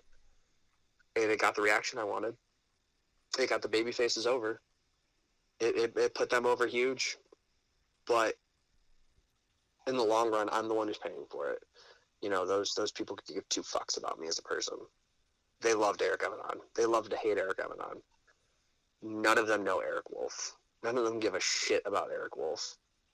You know, and that's that. I think that's the hardest part, is that I have to wake up day after day and not be known. And it sucks. You one day you're a superstar and you're an indie darling and you're in all the conversations for the guy who could potentially be signed in the next 5 years.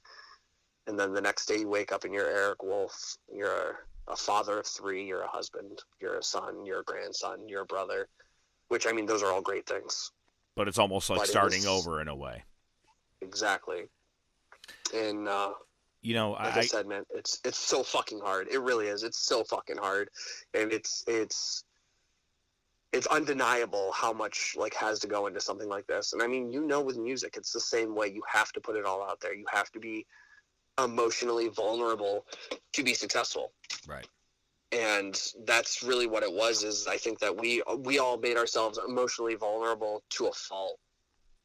And once all that stress and the anxiety caught up and all the miles on the road and not being there for, you know, my pregnant wife and my 2 kids who were about to have a new little sibling, like, I think that all just finally, you know, caught up.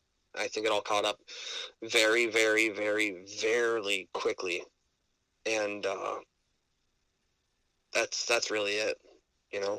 And that's really what, I think that's honestly at the end of the day is what did it for me. I think that's what did it. And now that I'm seeing all these athletes focusing on mental health, Marshawn Lynch, you know, focusing on mental health, protect your bread, you know, protect yourself now in your head now. So when you retire, you can enjoy it.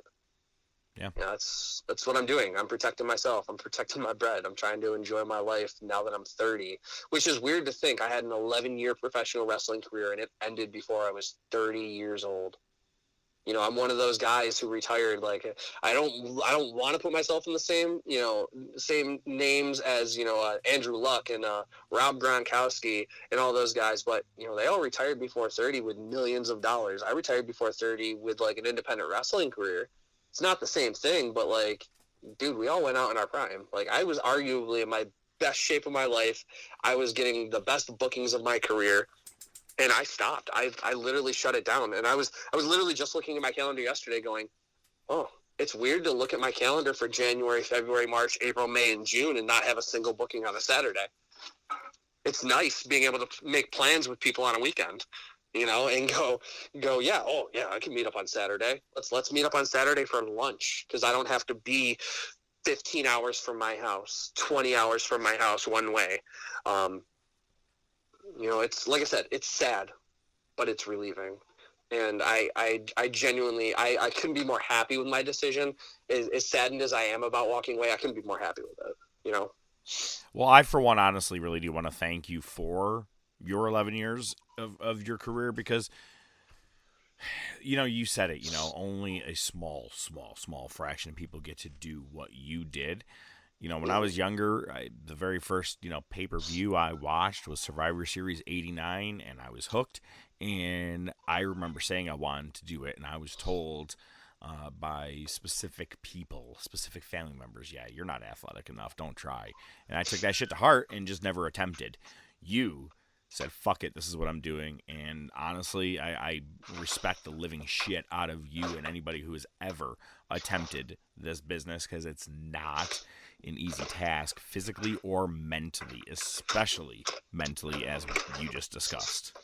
I appreciate that, man. That really means, honestly, like, between you and breaking the fourth wall here, guys like Dan Cole and, all the people that have supported me from the hometown, like, that genuinely always meant the world to me, because, very few people knew who I was from this area. You lived the dream we wanted, man. And I think that was honestly the thing, was like, whenever I knew you guys were in the crowd, I wanted to make goddamn sure that you were getting the best out of me. And I think every night we were in Brockport and you guys were in the crowd and you saw me go out there and, if I'm defending the Suicidal Six-Way title or I'm fighting Jordan Falco, after we both super kicked the shit out of a ref and we're just beating the piss out of each other, or it's me versus Tommy, we always wanted to go out there and, you guys were literally the only people, aside from my family, that I really gave a shit about performing in front of. Like, you guys were my focus. If I knew that I did my job if I looked over at you at the end of the match and jaws are on the floor and you guys are losing your shit. Like, that's all I cared about. We were always and standing. It's weird to say that too, because like those shows were fucking packed, but there was maybe 10 people in those crowds that I actually gave a shit about and was like, if these guys aren't having fun, I didn't do my job. And like, that's literally, those were the highlights of my career, was being able to perform in front of like my hometown people and my wife and my kids. Like, my son tells me all the time he misses seeing me wrestle, but I got to look at him and be like, buddy, my body just can't do it anymore.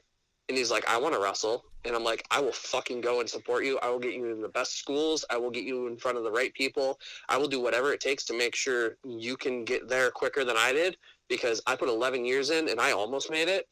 If you can put 3 years in and make it because you got in front of the right people, in front of the right schools, and you put the work in, like, fuck, dude, I will do it. I'll live vicariously through you. I don't care.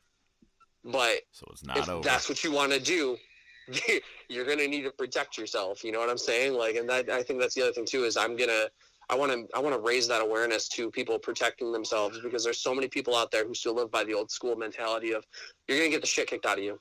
Sure. For the first couple of years. Yeah, no, I get that. But I don't have to get the shit kicked out of me. And here's why. I'll go out there and I'll work and I'll put the work in and I'll pay the dues, but you don't have to die to pay your dues. You know what I'm saying? And I think that's something that needs to be universally accepted. Absolutely. Well, before we let you go, I want to play a quick game. You get 1 second to answer each question. It's a word association, rapid fire kind of thing here, okay? Love it. Here we go. I'm just going to randomly go here. Face or heel? Heel. Favorite wrestler all time? CM Punk. Favorite match of all time? Ooh. It's between two. CM Punk versus Daniel Bryan at Fastlane. CM Punk versus John Cena at Money in the Bank. Okay. Greatest feud of all time? Ooh. That's tough. I'd say probably Stone Cold versus the McMahons throughout the entire time it happened. I dig that. Monday Night Wars, WWF or WCW? Ooh. WCW for the cruiserweight matches, WWF for everything else. Favorite booker of all time? Definitely not Russo. Right. I'll probably go Paul Heyman. Okay. Worst gimmick or wrestler of all time? Worst gimmick or wrestler of all time? Worst gimmick or wrestler of all time? I would have to say Santina. Oh, thank you for that one. DX or NWO? NWO. NXT or AEW? Ooh. I'm going to go AEW just because I got to support my friends and family there. There you go. And this has to be a quick one. Your Mount Rushmore. Punk, Piper, Macho Man, Steamboat. Very big theme going there. I like it. It's all flashy. Yeah. Flashy good speakers. Besides this, a podcast you listen to. Ooh, let's see. I'm gonna give a quick shout out to my favorites. Last Podcast on the Left. Em and Christine over and That's Why We Drink. One of my favorite true crime mystery podcasts. I saw them live. They were amazing. I actually saw them 2 nights in a row in Boston for an anniversary trip. Pat McAfee Show 2.0. Shout out to Viva Lazito. Love that dude. Yeah, those are my 3 I listen to the most, I would say. All right, just a couple more. Favorite TV wrestling show of all time. Favorite TV wrestling show of all time. Yep. Raw, Thunder, Nitro, Superstars, things like that. I would say probably SmackDown, but to be more specific, SmackDown with the ring entrance. The giant rings before the fist. Okay. Mostly because, and I'll give you this, specifically because the one moment that stands out was Chris Jericho, whenever he was on the mic between SmackDown and Raw. And most importantly, to Chris Jericho of that generation, one of my favorite promos of all time, calling Stephanie McMahon a trash bag bottom-feeding hoe. Yep, that I one will stuck. never forget that line. That was one of my favorite lines in a promo of all time. Best Mania ever. Best Mania ever. I would say between WrestleMania 20 was probably one of my favorites. Okay. Except for the Goldberg-Lesnar match. That was 20, right? Goldberg-Lesnar, Yes. where they both didn't care. Oh, that was just fun to watch anyway. Yeah, it was hysterical. 23 was good. It's tough because I don't really have a favorite Mania because they all have their moments. Well, 20 was one the of my first favorite- answer. 20. We're Yeah, going to go with 20 off of that We'll one. go with 20. 2 more. Favorite year in wrestling. Favorite Pick one. year in wrestling, 2001. Okay, and if you had to think about what it really is, how big is Batista's dick? Fucking huge. Eric He also Wolfe. has sensitive nipples. Oh my God, a great Guardians of the Galaxy line. I love it. My nipples! You know, the good news though is he has reflexes like a cat. He would catch anything that goes over his head. And if he just stands really still, nobody can see him. Oh man, I just want to leave you with this. Is Mary Poppins cool? Mary Poppins is very cool. I'm Mary Poppins, yo! Eric Wolfe, thank you so much for joining the Top of Wrestling podcast. We appreciate it. I look forward to having you back on here again soon. Maybe do a little bit of guest booker, maybe a little bit before WrestleMania. Get you I'm in here down. and we'll talk. I'm down. Sign me up. I love talking pretend wrestling. I recently just went through, my creative side came on a little bit. I actually just started on my Twitch channel. I booked for this company that me and Tommy made up a while back as a joke. We started as All-Star Pro Wrestling, or All-Star Wrestling Alliance, ASPW, All-Star Pro Wrestling, was our little creator wrestler company. And then it kind of grew into this thing where we'd make the same kind of characters every year, and then we'd put in a few new ones. But I started on my Twitch channel. I'm actually going to be streaming, we call it the Northern Wrestling Alliance, and it is literally 100 cause. We had 100 creator wrestlers. There's some real ones in there. Like this year we got the Young Bucks, Scott Norton, you got me, Tommy, Terrell Kenneth, stuff like that. But then a majority of the roster is just people we made up, and characters we made up as if the WWE never existed. And so we live stream these shows that are all computer driven battles where we do live commentary over them. And I actually just posted the first episode. It was Monday Night Mayhem, Friday Night Showdown, and Wednesday Warriors, which is almost like our NXT. And then we have our pay-per-views, which are loosely based on WWE pay-per-views. So you got your Money in the Banks, which is our Sure Shot, and all that other cool stuff. But that's how I That's how I fake book things. Hey, I like And it. Now, so, and that's on Twitch. And what's the name we could look under? Yeah, it's Eric Emanon, twitch.tv/Eric Emanon. That's EMANON.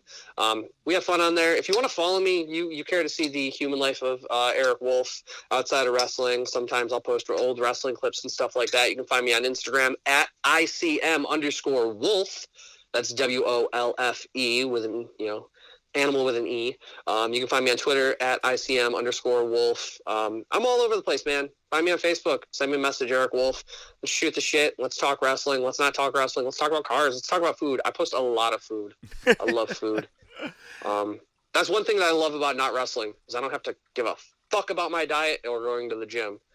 And I'm somehow still 180 pounds and still kind of cut. So I'm kind of miserable because I'm like, why can't I just get fat? I want to be happy and fat. Hey, man. Instead, I'm just cut and... Tack on 10 more years, you're going to be bitching about the fact that one M&M fucks you over for a whole week. Dude, I literally just ate a whole pizza by myself last night. Like, I literally sat down and had a giant frozen pizza by myself. And when I got done, I went, the only thing I have is heartburn and disappointment. And so I went to bed and I woke up and I'm like, oh, I have abs still. Why is this a thing? Because you're getting old, brother. I'm getting old, man. Well, thanks so much for joining the show. We look forward to speaking with you soon, man. Thanks. All right, have a good one. All right, you too.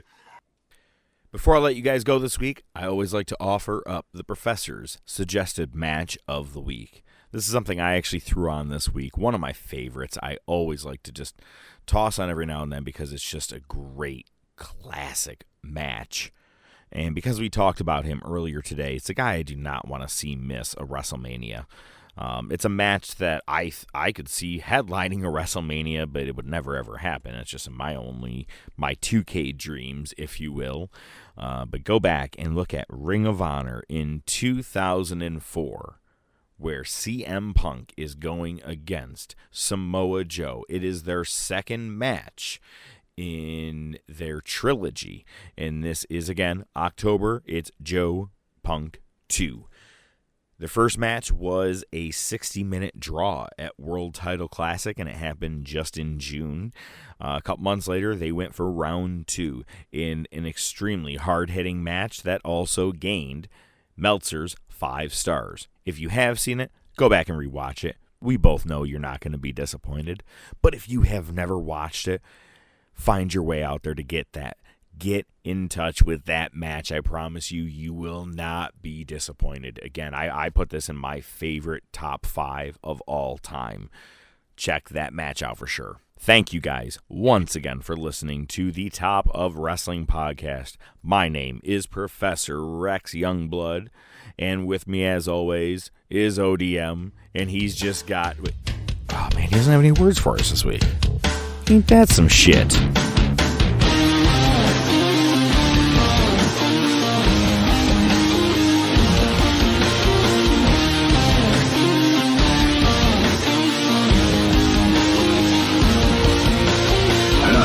Friend and you're not mine.